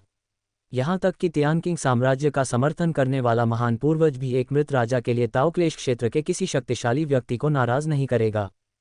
परंतु इसका परिणाम क्या हुआ? जियो यी ने जो युआन को कोई सम्मान नहीं दिया। बिना कुछ बोले उसने जियांग शानहे का सिर काट दिया। जियो यी, मैंने तुम्हें रुकने के लिए कहा था, क्या तुमने मेरी बात नहीं सुनी? जो युआन हवा में लटका हुआ था, उसके चेहरे की गर्व भरी मुस्कान बिखर गई थी, उसकी जगह सदमे और अविश्वास ने ले ली थी। जियांग शानहे ने जब उसे रोकने के लिए आवाज उठाई थी तो जियो यी ने उसके सामने ही उसकी हत्या कर दी थी। ये सार्वजनिक रूप से उनके चेहरे पर एक तमाचा था। उस समय जो युआन को अपने चेहरे पर जलन महसूस हुई। जियाओ यी ने आंखें सिकोड़ लीं और जो युआन की ओर चुनौती भरी नजरों से देखा। दरअसल ताओक्लेश क्षेत्र के महाशक्तिशाली व्यक्ति का आभामंडल बहुत मजबूत था, और हालांकि वह स्वर्ण अमृत क्षेत्र की 10वीं परत तक पहुंच गया था, फिर भी उसे थोड़ा दबाव महसूस हो रहा था। जो युआन के सवालों का सामना करना पड़ा। जियो यी ने कंधे उचकाते हुए कहा, माफ करना, मैं कुत्ते के भौंकने को नहीं समझ पा रहा हूं। हिस हॉर्नफिनी की एक श्रृंखला लगातार उठती और गिरती रही। जियाओ यी की और सबकी निगाहें ऐसी थीं मानो वे किसी पागल को देख रहे हों। उसकी हिम्मत कैसे हुई जो उसे इस तरह बात करने की? वह तो ताओक्लेश क्षेत्र का महाशक्ति है। अपनी प्रतिभा के साथ अगर वह कुछ दशकों तक कम प्रोफाइल में रहता तो उसे ताओक्लेश क्षेत्र में कदम रखने का मौका भी मिल सकता था, और वह एक प्रभावशाली अधिपति बन सकता था। यह अफसोस की बात है कि यह आदमी स्थिति का आकलन करना नहीं जानता, हमेशा इतना जिद्दी और लापरवाह बना रहता है, इससे उसका जीवन केवल व्यर्थ ही बर्बाद होगा। बहुत छोटा। गू जुन्हे भी अपना सिर हिलाए बिना नहीं रह सका और अपने बगल में खड़ी जियांग ताई से फुसफुसाया, जियाओ ही झोउ युआन का मुकाबला नहीं कर सकता, चाहे वह कितना भी ताकतवर क्यों न हो। जैसे ही जियाओ ही खतरे में होगा, मैं झोउ युआन को पहले ही पल रोक लूंगा। फिर तुम मौके का फायदा उठाकर जियाओ ही को लेकर महल में भाग जाना और राजा से सुरक्षा मांगना। लेकिन जियो ही ने अभी अभी मेरे भाई को मार डाला है, मुझे डर है पिताजी। जियांग ताई हिचकिचाया। गु जुन्हे ने अपना सिर हिलाया। अब जबकि जियांग शानहे मर चुका है, सिंहासन के सबसे संभावित उत्तराधिकारी आप ही हैं। भले ही आपके पिता क्रोधित हों, फिर भी वे आपके लिए एक नींव बनाने के बारे में सोचेंगे। वे शियाओ ही जैसी प्रतिभा को जाने नहीं देंगे। हमारे पास कोई और विकल्प नहीं है। जियांग ताई ने भारी स्वर में सिर हिलाया। Dot dot dot dot dot dot. Zhou yuan ने अपनी आंखें सिकुड़कर स्वर्गीय सीढ़ी पर बिखरे हुए शवों को देखा।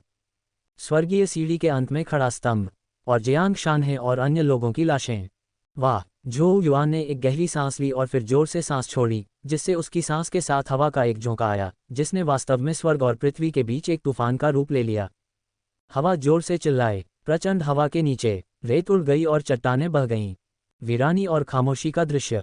झोउ युआन ने शियाओई को घूरते हुए कहा, मुझे उम्मीद नहीं थी कि रॉयल मार्शल आर्ट्स अकादमी की 500 साल की समृद्धि तुम्हारे हाथों बर्बाद हो जाएगी। मुझे स्वीकार करना होगा कि झोउ शिन को तुम्हें भगाने देना रॉयल मार्शल आर्ट्स अकादमी का कार्यभार संभालने के बाद से मेरा सबसे मूर्खतापूर्ण निर्णय था। केवल एक वर्ष में भौतिक शरीर क्षेत्र से स्वर्ण अमृत क्षेत्र की 10वीं परत तक। यदि ऐसी प्रतिभा को रॉयल मार्शल आर्ट्स इंस्टीट्यूट में शामिल किया जाए तो यह निश्चित रूप से इसे और भी शानदार बना देगा। यहाँ तक कि उसे तियानकिंग साम्राज्य छोड़ने और महान कियान राजवंश में प्रवेश करने का मौका भी मिल सकता है। लेकिन अपने गलत निर्णय के कारण उसने जियाओई को रॉयल मार्शल आर्ट्स अकादमी के विरोधी पक्ष में जाने के लिए मजबूर कर दिया था। केवल झोउ युआन ही उसके दिल में छिपे पछतावे को समझ सका। दुर्भाग्यवश इस दुनिया में पछतावे की कोई दवा नहीं है। झोउ युआन के चेहरे पर हल्का सा पश्चाताप धुएं की तरह गायब हो गया और उसकी जगह हड्डियों को कंपा देने वाली ठंडक ने ले ली। चूंकि यह मेरी गलती है, इसलिए मुझे इसे अपने हाथों से सुलझाना होगा। तुम्हें मार डालने के बाद भी रॉयल मार्शल आर्ट्स अकादमी तियानकिंग साम्राज्य का पवित्र मार्शल स्थल बनी रहेगी, जिसे कोई भी हिला नहीं सकेगा। इससे क्या फर्क पड़ता है कि कई शिष्य मर गए हैं या घायल हो गए हैं? जब तक झोउ युआन यहाँ है, रॉयल मार्शल आर्ट्स अकादमी का पतन संभव नहीं है। और वह पहले ही ताओ क्लेश क्षेत्र में पहुंच चुके थे और उनके नेतृत्व में रॉयल मार्शल आर्ट्स अकादमी और अधिक मजबूत होती जाएगी। मुझे मार डालोगे? ताओ क्लेश क्षेत्र की पहली परत से मिली अपनी ताकत के साथ, जिसे तुमने मार्शल दाओ दिव्य फल का उपयोग करके तोड़ा था, मुझे डर है कि यह पर्याप्त नहीं है। जियो यी ने एक चंचल हंसी के साथ कहा। तो क्या हुआ अगर ये ताओ क्लेश क्षेत्र है? अपनी वर्तमान शक्ति के साथ वह ताओ क्लेश के विरुद्ध भी लड़ सकता है। भीड़ के भीतर यू कैंग ने अपना सिर हिलाया और कहा, ऐसा लगता है कि पिछली जीत जियाओ ही के सिर पर चली गई है। ये ताओ क्लेश क्षेत्र का एक योद्धा है जिसके बारे में हम बात कर रहे हैं। नानहुआन के 10 देशों की युवा पीढ़ी के बीच मुझे डर है कि केवल एक ही व्यक्ति ताओ क्लेश क्षेत्र के योद्धा के साथ प्रतिस्पर्धा कर सकता है। लेकिन वह भी ताओ क्लेश के सामने केवल अपराजित रह सकता है, क्योंकि ताओ क्लेश क्षेत्र के योद्धा को हराना बिल्कुल असंभव है। महान कियान राजवंश के अधीन 100 से अधिक अधीनस्थ देश थे। उनमें से नानहुआन के आसपास 10 प्रमुख राज्य हैं, लेकिन उनके पूरे इतिहास में कभी भी ऐसा कोई नहीं हुआ जो केवल गोल्डन कोर दायरे की शक्ति से ताओ क्लेश दायरे के अस्तित्व को हरा सके। गु जुन्हे ने भी अपना सिर हिलाया और आह भरी, आखिरकार वह अभी भी बहुत छोटा है, लेकिन उसके लिए थोड़ा झटका सहना अच्छा है। केवल ताओ क्लेश क्षेत्र के योद्धा की ताकत को प्रत्यक्ष रूप से देखकर ही वह समझ पाएगा कि वहां हमेशा बड़ी शक्तियां होती हैं। जियांग ताई ने भी उनके विचार से सहमति में सिर हिलाया, हालांकि इस बारे में बात करते हुए, अगर मैं होता तो मुझे डर है कि मुझमें ताओ क्लेश क्षेत्र के योद्धा का सामना करने का साहस भी नहीं होता। गुप्त क्षेत्र से लौटने के बाद प्राप्त खजाने के साथ जियांग ताई ने स्वर्ण अमृत क्षेत्र की 8वीं परत में कदम रखा था। अपनी प्रतिभा और मार्शल कौशल के साथ वह स्वर्ण अमृत क्षेत्र की 10वीं परत में किसी के खिलाफ भी लड़ सकता था। लेकिन ताओ क्लेश क्षेत्र, यदि एक दिन वह स्वर्ण अमृत क्षेत्र के शिखर पर पहुंच भी गया तो भी उसमें उसे चुनौती देने का साहस नहीं होगा। आखिरकार एक ताओ क्लेश क्षेत्र योद्धा नानहुआन के 10 देशों में एक प्रसिद्ध अस्तित्व है। राजा की स्थिति को चुनौती दी जा सकती है, लेकिन ताओ क्लेश की शक्ति का अनादर नहीं किया जाना चाहिए। हा, ये पहली बार है जब मैंने एक छोटे से गोल्डन कोर दायरे के बारे में सुना है जो ताओ क्लेश के अस्तित्व को चुनौती देने का साहस कर रहा है। झोउ युआन ने उपहास किया और अपना सिर हिलाया। जियाओई को ऐसे देखा जैसे वह किसी ठंडी लाश को देख रहा हो, और अपने पैर के नीचे अपने पैर के तलवे से एक घेरा बनाया। तुम्हारे सराहनीय साहस को देखते हुए मैं तुम्हें 3 चालें चलने दूंगा। इन 3 चालों में मैं केवल बचाव करूंगा, आक्रमण नहीं करूंगा। अगर तुम मुझे इस घेरे से बाहर निकाल सको तो मैं मान लूंगा कि तुम में ताओक्लेश से मुकाबला करने की शक्ति है। 3 चालें। जियो यी ने धीरे से अपना सिर हिलाया। जो युआन दंग रह गया और उसने मजाक करते हुए कहा, क्या 3 चालें पर्याप्त नहीं हैं? क्या मैं तुम्हें 10 चालें चलने दूं? जियाओ यी ने हाथ हिलाकर कहा, नहीं नहीं नहीं, मेरा मतलब है कि 3 चालें बहुत ज्यादा हैं। अगर एक चाल के बाद भी तुम घेरे के अंदर रहे तो मैं आत्मसमर्पण कर दूंगा। जो युआन की पुतलियां अचानक सिकुड़ गईं, एक अभूतपूर्व अपमान महसूस करते हुए, और वह बार बार उपहास करता रहा, बहुत अच्छा, एक ही चाल है। अगर तुम सचमुच मुझे एक ही चाल में इस घेरे से बाहर कर सकते हो तो मैं तुम्हारे सामने घुटने टेक दूंगा और तुम्हारे और रॉयल मार्शल आर्ट्स अकादमी के बीच के सभी गिले शिकवे मिट जाएंगे। लेकिन अगर तुम असफल रहे तो तुम्हें मारने से पहले मैं तुम्हारी आंखों के सामने तुम्हारी पत्नी और दोस्तों को मार डालूंगा। यह एक सौदा है। जियो यी ने दोनों हाथों से अपनी तलवार की मूठ पकड़ ली। गुंजन, तलवार की धार कांपने लगी और फुसफुसाहट की आवाज निकलने लगी। 9 तलवारें एक। जियो यी हवा में उछला, उसकी आकृति अचानक 9 छायाओं में बदल गई जो एक दूसरे में समाहित हो गईं। जब वह जो युआन के सामने पहुंचा तो 9 छायाएं एक में विलीन हो गईं। स्विश, ठंडी रोशनी हवा में फैल गई, एक चमकदार ठंडा तारा। स्विश, 10 फुट लंबी तलवार क्यों हिंसक रूप से उछली, जहां भी गुजरी वहां जमीन को चीरती हुई भयंकर तूफान पैदा कर दिया। इस एक तलवार ने जो युआन के शांत और आत्मसंतुष्ट चेहरे को एक पल में गायब कर दिया और उसकी पुतलियां सदमे में चली गईं। ये तलवार, उस तलवार क्यों से उसे मौत का खतरा महसूस हुआ, भले ही वह इसे स्वीकार नहीं करना चाहता था। जो युआन ने लापरवाही बरतने की हिम्मत नहीं की, अपने हाथों को अपने सामने पार करते हुए मौलिक ढालों की एक श्रृंखला का निर्माण किया। ढालें उसके सामने अवरुद्ध हो गईं, लेकिन मौलिक ढालों की 9 परतें तलवार क्यूई द्वारा लगातार चकनाचूर हो गईं। अदृश्य तलवार की रोशनी लगभग उसके शरीर तक पहुंच गई। एक महत्वपूर्ण क्षण में जो युआन को पीछे हटना पड़ा। जैसे ही वह छलांग लगाकर दूर चला गया, धमाका, तलवार क्यूई उग्रता से नीचे उतरी। गड़गड़ाहट, संपूर्ण रॉयल मार्शल आर्ट्स अकादमी हिंसक रूप से कांप उठी। जमीन पर सभी दिशाओं में दरारें फैल गईं और 10 फुट लंबे भयावह तलवार के निशान ने पृथ्वी को लगभग फाड़ दिया। जियाओ यी अपनी तलवार के साथ खड़ा था, उसके चेहरे पर उपहासपूर्ण भाव थे। वह जो युआन की ओर देख रहा था जिसका रंग हरा और सफेद के बीच बदलता रहता था। तुम हार गए, आपने खो दिया। जियाओ यी अपनी तलवार के साथ खड़ा था, उसका चेहरा उपहास से भरा हुआ था क्योंकि वह जो युआन को घूर रहा था जो दर्जनों गज दूर पीछे हट गया था। एक बवंडर आया और उड़ती रेत बिखर गई। दूर दूर तक फैली जालनुमा दरारें और 10 गज लंबे उस भयानक तलवार के निशान ने सभी शक्तिशाली दर्शकों को सर्दियों में सिकाडा की तरह चुप कर दिया, जिससे उन्हें जरा सी भी आवाज निकालने की हिम्मत नहीं हुई। यू कैंग पूरी तरह से हक्का बक्का रह गया था। वह तलवार अभी निष्पक्ष तौर पर, यदि वह तलवार उस पर गिरती तो निस्संदेह वह मर जाता।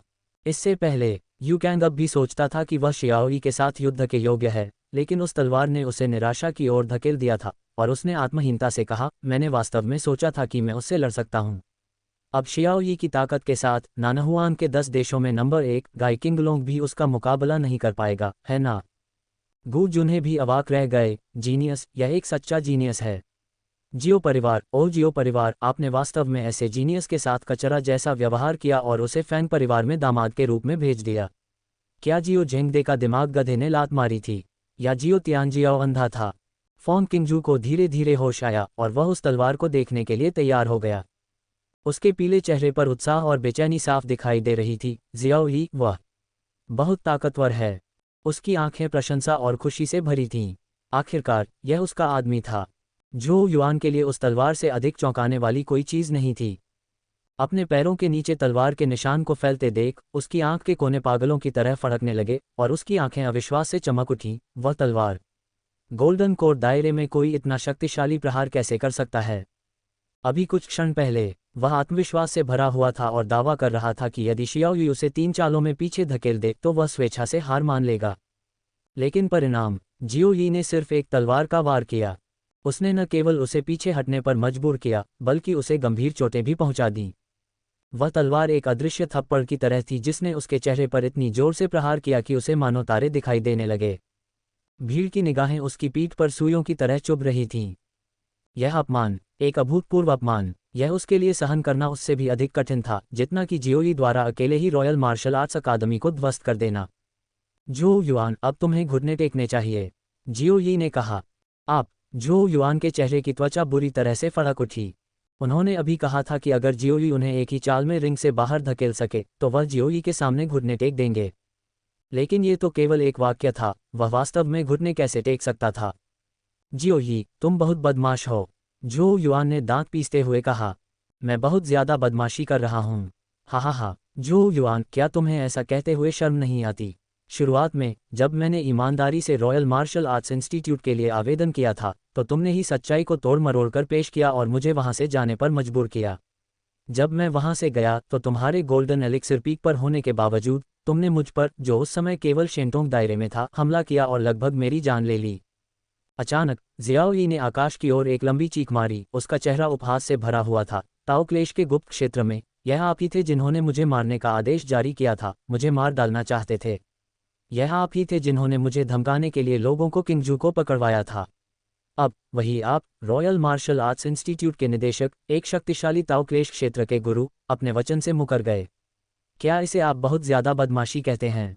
ये शब्द बहुत समय से उसके दिल में दबे हुए थे। आज वे सब एक साथ फूट पड़े। यह ऊंची आवाज पूरे रॉयल मार्शल आर्ट्स इंस्टीट्यूट में फैल गई। ये रहस्य दूसरों को ज्ञात नहीं थे और आज वे सार्वजनिक कर दिए गए। क्या रॉयल मार्शल आर्ट्स इंस्टीट्यूट बहुत ज्यादा बदमाश है ना? मैं सोचता था कि जियाओई रॉयल मार्शल आर्ट्स इंस्टीट्यूट को चुनौती देने के लिए बहुत घमंडी है, लेकिन कौन जानता था कि कहानी में ऐसा मोड़ आएगा। यदि यह सच है तो रॉयल मार्शल आर्ट्स इंस्टीट्यूट वास्तव में बहुत ज्यादा बदमाशी कर रहा है। उस पल में रॉयल मार्शल आर्ट्स इंस्टीट्यूट और झू युआन व्यापक उपहास का लक्ष्य बन गए। सबके तीरों का बलि का बकरा। झू युआन का चेहरा पीला और सफ़ेद होता जा रहा था। उसे उम्मीद नहीं थी कि मामला इस हद तक पहुंच जाएगा और रॉयल मार्शल आर्ट्स इंस्टीट्यूट की प्रतिष्ठा धूमिल हो जाएगी। ये जानते हुए कि एक बार खबर फैल गई तो इंस्टीट्यूट सचमुच जनता की आलोचना का पात्र बन जाएगा। झू युआन की ठंडी नज़र जियाओई पर पड़ी। जब तक वह मारा जाएगा सारी अफवाहें और बदनामी भी खत्म हो जाएंगी। उसे मार डालो, कोई दया नहीं। धमाका। झू युआन एक चांदी की लकीर में तब्दील हो गया जो आकाश में बहती नदी की तरह शून्य को भेद रहा था, और एक पल में वह जियाओई की ओर बढ़ गया।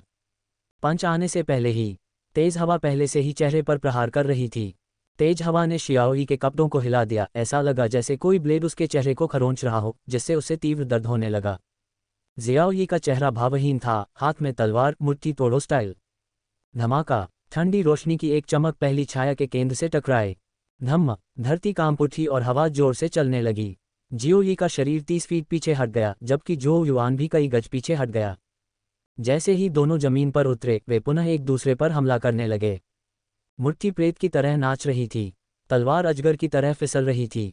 उनकी मुट्ठियां और तलवारें लगातार टकरा रही थीं। हर टक्कर से ऊर्जा की लहरें उठ रही थीं जो आकाश और धरती को झकझोर रही थीं, हर दिशा में शक्तिशाली, हर कोण से प्रभावशाली। दोनों ही अपने हमलों में पीछे नहीं हटे। झू युआन अपनी पिछली शर्मिंदगी मिटाने के लिए जियाओई को मारने पर आमादा था। जियाओई की हत्या की मंशा झू युआन से कम नहीं थी। रक्त विस्फोट कौशल। जियोई के शरीर में अचानक 3/10वां हिस्सा रक्त प्रज्वलित हो गया। उसकी ताकत और गति अचानक 3 गुना बढ़ गई। शक्ति और गति में अचानक वृद्धि ने झू युआन को परेशान कर दिया, जिसे इससे निपटने में काफी संघर्ष करना पड़ा। छींटे। ठंडी रोशनी का एक बिंदु हवा में फैलकर झू युआन की हथेली में घुस गया। उसी समय उसने अस्त्र सम्लन के दिव्य कौशल का प्रयोग किया। उसकी भुजाएं और अग्निकिलिन तलवार एक हो गईं और उनमें से अंधेरी रोशनी प्रवाहित होने लगी। उसका बायां हाथ पंजे में बदल गया और एक झटके से झू युआन के कंधे को पकड़ लिया और मांस का एक टुकड़ा हिंसक रूप से फाड़ दिया। झू युआन पीड़ा में चिल्लाया, लगातार पीछे हट रहा था। उसके दाहिने हाथ की हथेली पर तलवार का निशान था तथा उसके बाएं कंधे से मांस का एक टुकड़ा गायब था, जिससे हड्डी भयावह रूप से दिखाई दे रही थी। तुम संकर जाति के हो, मैं कसम खाता हूं कि मैं तुम्हें मार डालूंगा, तुम्हारे सभी रिश्तेदारों को मार डालूंगा। झू युआन का चेहरा क्रूर था। जियाओई अपनी तलवार के साथ आगे बढ़ा। उसका शरीर रक्त की रोशनी से घिरा हुआ था, जोर से हंस रहा था। अब आपके पास कोई मौका नहीं है। वाह, रक्तवर्ण तलवार की धार भयानक थी। इस तलवार के बल पर उसने झू युआन को पीछे हटने पर मजबूर कर दिया। जियोई की आवाज फिर गूंजी, जो लोग मुझे धमकाते हैं या अपमान करते हैं, उन्हें मार दो। जीवन का पीछा करने वाली आत्मा तलवार को तेजी से वितरित किया गया।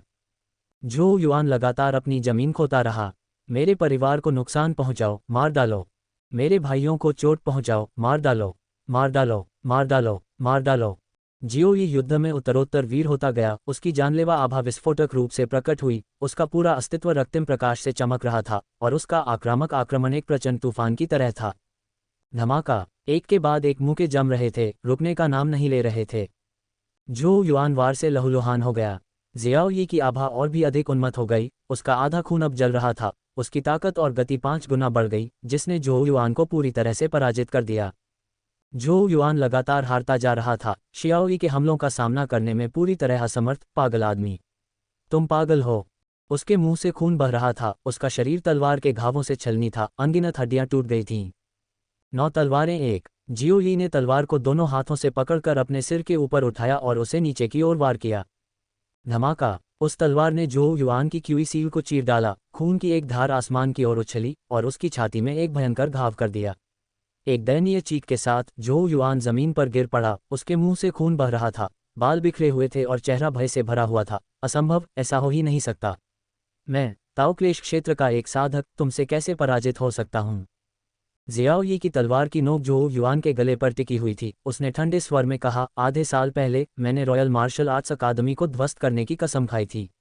आज वह दिन है जब तुम, झू युआन, अपनी मृत्यु को प्राप्त होगे, जिस दिन रॉयल मार्शल आर्ट्स अकादमी गिर जाएगी। असंभव, असंभव, मैं ताओ क्लेश क्षेत्र का हूँ, ये कैसे हो सकता है? झू युआन पूरी तरह से निराश था। झटका बहुत बड़ा था। जियाओ यी की अभिव्यक्ति अस्पष्ट थी, उसकी तलवार हमला करने के लिए तैयार थी, लेकिन तभी एक ठंडी आवाज अचानक उसके कानों में पड़ी, जियाओ यी, देखो मेरे पास यहाँ कौन है। संपर्क टॉस दामाद स्वर्ग सम्राट जियो यी। C-130 मेरी गांध घुटने टेको। जियो यी, देखो मेरे हाथ में कौन है। अचानक उसके कानों में एक तीखी आवाज गूंजी। जियाओ यी का पूरा शरीर कांप उठा। उसके हृदय में बेचैनी की तीव्र भावना उत्पन्न हुई, हड्डियों को कंपा देने वाली ठंड ने तुरंत उसके शरीर को जकड़ लिया, तथा इस क्षण उसके कपड़ों के पीछे से ठंडे पसीने की बड़ी बड़ी बूंदें टपकने लगीं। जैसे ही उसने ऊपर देखा, उसने ऊपर शून्य में एक रक्तलाल रथ लटका हुआ देखा, और रथ के आगे 4 राजसी राक्षसी जानवर खड़े थे, जिनके शरीर लाल थे, सिर पर एक सींग थे, बाघ जैसे आकार के, लेकिन पीठ पर पंख थे। इनमें से प्रत्येक राक्षसी जानवर झू युआन से कमजोर नहीं था, स्पष्ट रूप से 4 छठे स्तर पर क्लेश क्षेत्र के जानवर। और उस रथ पर, रक्तवर्णी वस्त्र पहने, चांदी का मुखौटा पहने तथा हृष्टपुष्ट शरीर वाला एक अधेड़ व्यक्ति रथ के किनारे टिका हुआ था। रथ से आगे बढ़ा हुआ उसका हाथ, फॉन किंगजू को उसकी गर्दन से पकड़कर हवा में लटकाया गया था। 4 छठे स्तर पर क्लेश क्षेत्र उड़ने वाले स्वर्गीय दानव बाघों ने अपने पंख फड़फड़ाए, जिससे भयंकर तूफान उठे जो फॉन किंगजू पर टूट पड़े।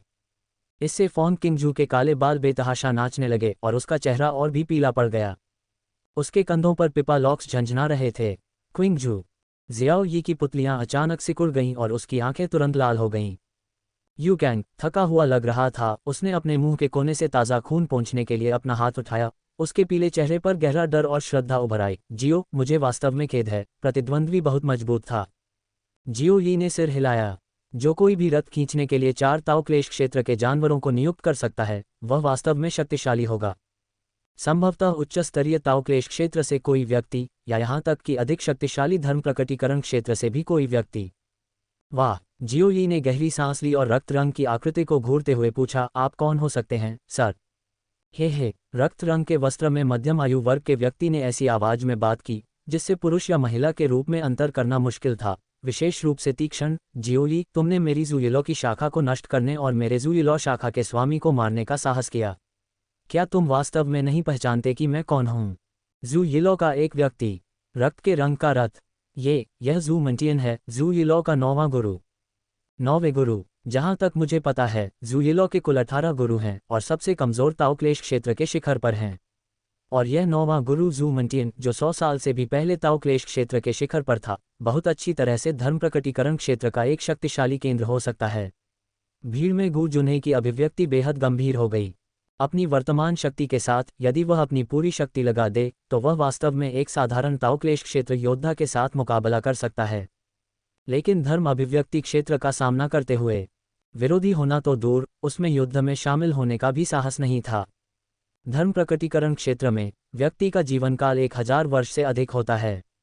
आपदा क्षेत्र के विपरीत, जहां कोई व्यक्ति विश्व की कुछ शक्ति उधार ले सकता था, धर्म प्रकटीकरण क्षेत्र ने पहले ही उस शक्ति के अधिकांश भाग पर अधिकार कर लिया था। एक सांस तूफान और तूफान को बुला सकती है। एक स्टॉर्म ऐसा था जैसे कोई अजगर धरती के नीचे पलट रहा हो। अकल्पनीय रूप से भयानक, ये परेशानी वाली बात है। गू जुन्हे के चेहरे पर चिंता के भाव दिखाई दिए। हालांकि झू युआन के चेहरे पर उन्मादपूर्ण पागलपन साफ झलक रहा था और वह गर्व से हंस रहा था। हा, शियाओ यी, स्वर्ग तुम्हें नष्ट करना चाहता है। जू मंटियन के स्वयं उतरने के साथ, चाहे तुम्हारी प्रतिभा 100 गुना या 1000 गुना अधिक क्यों न हो, तुम उसका मुकाबला नहीं कर सकते। तुम बर्बाद हो। हा हा हा, आखिरी हंसी फिर भी मेरी ही होगी। चुप रहो। जियो यी ने अपनी तलवार को पीछे की ओर घुमाया और जोऊ युआन का जबड़ा साफ काट दिया। उसके मुंह से अनियंत्रित रूप से खून बहने लगा। जोऊ युआन बुरी तरह चिल्लाया, लेकिन जियाओयी ने अब जोऊ युआन पर कोई ध्यान नहीं दिया। उसकी क्रोधित निगाहें जू मंटियन पर टिकी रहीं। जू मंटियन, यह मैं ही था जिसने तुम्हारी जू येलो शाखा को नष्ट किया और तुम्हारे शाखा स्वामी को मार डाला। इसका किंगजू से कोई लेना देना नहीं है। किंगजू को जाने दो और अपनी समस्याएं मुझ पर निर्देशित करो। उसके लिए अप्रासंगिक। जू मंटियन ने मजाकिया अंदाज में हंसते हुए धीरे से और जानबूझकर कहा, तुमने मेरी जू येलो को भड़काने की हिम्मत की, इसलिए तुम्हारे रिश्तेदार, दोस्त, तुमसे संबंधित कोई भी व्यक्ति, सभी को मरना होगा। क्या तुम्हें लगता है कि वह बच सकती है? उसकी पीली पतली उंगली फॉन किंगजू के चेहरे की ओर बढ़ी। फॉन किंगजू ने जू मंटियन की उंगली से बचने के लिए अपना सिर घुमाया और आंखों में आंसू लिए जियाओयी की ओर देखा। भाई जियाओयी, मेरी चिंता मत करो। छोड़ो, दूर हो जाओ। किंगजू, मैं किसी को भी तुम्हें चोट नहीं पहुंचाने दूंगा। जियाओयी ने अपनी मुट्ठियां कसकर भींच लीं, उसके दांत पीसने की आवाज के साथ दहाड़े। फॉन किंगजू के चेहरे से आंसू लगातार गिर रहे थे और उसने दृढ़ता से अपना सिर हिलाया। नहीं भाई जियाओयी, आपने मेरे लिए पहले ही बहुत त्याग किया है। जब से मैं आपके साथ हूं, मैं आपका बोझ रही हूं। मैं अब आप पर बोझ नहीं डालना चाहती, भले ही इसका मतलब मौत हो। मैं आपको मेरे लिए बलिदान करते हुए नहीं देख सकती। भाई जियाओयी, इन दिनों आपके साथ रहकर, आपकी पत्नी बनकर, मुझे मरने का कोई अफसोस नहीं है। किंगजू, फॉन किंगजू, तुम क्या कर रहे हो? जियाओयी को अचानक तीव्र बेचैनी महसूस हुई। दहाड़ते हुए उसकी आंखें भयंकर हो गईं। फैंग क्विंगजू ने उसे एक उज्ज्वल मुस्कान दी। उसके सफ़ेद दांत उसके पीले चेहरे के साथ एकदम विपरीत थे। उसकी आंखें आंसुओं से भरी हुई थीं और उनमें दृढ़ता झलक रही थी। फैंग किंगजू ने अचानक अपना सिर पीछे कर लिया और अपना मुंह खोलकर जू मंटियन की हथेली को जोर से काट लिया। मृत्यु की तलाश में जू मंटियन की आंखों में एक ठंडी रोशनी चमक उठी। वह धर्म प्रकटीकरण क्षेत्र का था। उसे फैंग किंगजू कैसे काट सकता था? उसके हाथ के हल्के से कांपने के साथ एक धीमी सी धमाके की आवाज़ गूंजी और फॉन किंगजू का पूरा शरीर कांप उठा। उसके दोनों कंधों की हड्डियां इस झटके से चकनाचूर हो गईं। उसकी बाहों की जंजीरें भी टूट गईं। जू मंटियन की हथेली का वार कितना भयानक रहा होगा, इसका अंदाज़ा ही लगाया जा सकता है। छींटे। फॉन किंगजू के मुंह से खून तेजी से फूट पड़ा। उसका रंग और भी पीला पड़ गया। उसकी सांस धागे की तरह पतली हो गई। नीच चींटियों, क्या तुमने मेरे शरीर को नुकसान पहुंचाने की हिम्मत की? मर जाओ। जू मंटियन ने अपना हाथ जोर से घुमाया। वाह! फॉन किंगजू को हवा में उछाल दिया गया और उसे 4 उड़ते हुए स्वर्गीय राक्षसों की ओर फेंक दिया गया। गर्जन। चारों उड़ते हुए स्वर्गीय राक्षसों की आंखों से क्रूर प्रकाश निकल रहा था। वे अपने दांत दिखा रहे थे और फॉन किंगजू को काटने और फाड़ने के लिए झपटे हुए थे। ये जानवर ताओ क्लेश क्षेत्र के योद्धा के बराबर थे। फॉन किंगजू की बात तो छोड़ ही दीजिए, जो केवल आध्यात्मिक क्षेत्र साधना में था। यहाँ तक कि ताओ क्लेश क्षेत्र का एक सामान्य योद्धा भी एक बार उनके काटने में फंस जाने पर या तो गंभीर रूप से घायल हो जाता था या उनके मुंह का भोजन बन जाता था। नहीं, ठीक समय पर जियाओयी अभूतपूर्व गति से भड़क उठी और जोर से फॉन किंगजू के सामने पहुंची, उसे पकड़ लिया और भीड़ की ओर फेंक दिया। डीन। वाह! गू जुन्हे एक चमक के साथ भीड़ से बाहर आ गया। फैंग क्विंगजू को अपनी बाहों में पकड़ना। इसके साथ ही 4 उड़ते हुए स्वर्गीय दानवों ने अपना लक्ष्य खो दिया और अपने धारदार नुकीले दांत जियाओयी की ओर मोड़ दिए। भाड़ में जाओ। जियाओयी ऊर्जा से भरपूर था, लेकिन ताओ क्लेश क्षेत्र के योद्धाओं के समान शक्तिशाली 4 स्वर्गीय राक्षसों के सामने ये ऊर्जा अवरोध अप्रभावी थे। लगातार चटकने की आवाज़ों के बीच ऊर्जा ढाल एक के बाद एक फट गईं और तीखे नुकीले दांत उसकी पीठ में घुस गए। खून बेतहाशा बहने लगा। जियाओयी एक उल्कापिंड की तरह गिर पड़ा और जोर से धमाका करते हुए जमीन पर गिर पड़ा। संपूर्ण रॉयल मार्शल आर्ट्स अकादमी हिंसक रूप से कांप उठी। विशाल गड्ढे के भीतर धूल उड़ रही थी और दरारें मकड़ी के जाले की तरह जमीन पर फैल गई थीं। जियाओयी भाई! फॉन किंगजू की आंखें क्रोध से चौड़ी हो गई थीं। वह बेतहाशा संघर्ष कर रहा था। गू जुन्हे ने उसके हाथों को कसकर पकड़ लिया। वहां मत जाओ। अब जाना आत्महत्या है। नहीं, भले ही मौत हो, मैं जियाओयी भाई के साथ रहना चाहती हूँ। फॉन किंगजू ने संघर्ष करते करते अपनी सारी शक्ति खो दी। उसके कंधों पर बंधी जंजीरें जोर जोर से बज रही थीं। उसका शरीर फटा और धुंधला हो गया था। खून फव्वारे की तरह बह रहा था। उसका पीला चेहरा चिंता और निराशा से भरा था। आखिरकार वे 4 जानवर ताओ क्लेश क्षेत्र के योद्धाओं जितने शक्तिशाली थे। जियाओयी ने अपने अविश्वसनीय रूप से मजबूत शरीर के बावजूद 4 शक्तिशाली जानवरों के हमलों का विरोध किया था। वह अब गंभीर रूप से घायल हो गया था और उसकी जान जाने का भी खतरा था। गू जुन्हे के बंधन में उसके हाथ फट गए थे और उनसे खून टपक रहा था। इस समय फॉन किंगजू के दिमाग में एकमात्र विचार जियोही की ओर दौड़ना था, जाने दो, जाने दो। निराशा और आशा आपस में मिलकर उसके मन पर छा गईं। जियाओ यी की चोटों पर निराशा, आशा है कि जियोही वापस खड़ा हो सकेगा। सरसराहट, सरसराहट। गिरती हुई बजरी की बेतरतीब आवाज़ सुनाई दी जब जियाओ यी लड़खड़ाते हुए गड्ढे से बाहर निकला। उसका शरीर जमीन पर घुटनों के बल झुक गया, हाथों से खुद को संभालते हुए जोर जोर से खून उगल रहा था। एक पल बाद वह धीरे धीरे संभला, अपने मुंह के कोने से खून पोंछा, लड़खड़ाता हुआ खड़ा हुआ और अपना सिर उठाकर फैन किंगजू को देखा। खून से सने सफ़ेद दांतों से भरे मुंह में वह किसी तरह एक चमकदार मुस्कान निकाल पाया। किंगजू, मैं ठीक हूँ। फॉन किंगजू ने पीड़ा से भरी आंखों से अस्थिर शियाओई को देखा और हृदय विदारक दर्द में चिल्लाया, शियाओई भाई। ऊंचा ऊपर जू मंटियन ने एक भान उठाए और अपना सिर हिलाते हुए उपहास किया, नीच चींटियों को बिछड़ने और मौत के इन नाटकों को खेलना पसंद है। जियाओ यी, अगर तुम घुटने टेक दो और मेरे खून के गुलाम बन जाओ तो मैं तुम्हें और उस लड़की को मौत से बचा सकता हूँ। हा हा हा हा हा हा हा। जियाओ यी जोर से हंसा, उसका खून खौल रहा था, मानो उसे लाल लाल कोहरा घेर रहा हो। उसकी आंखों से खून जैसी लाल रोशनी चमक रही थी। घुटने टेक दो मेरी गांड।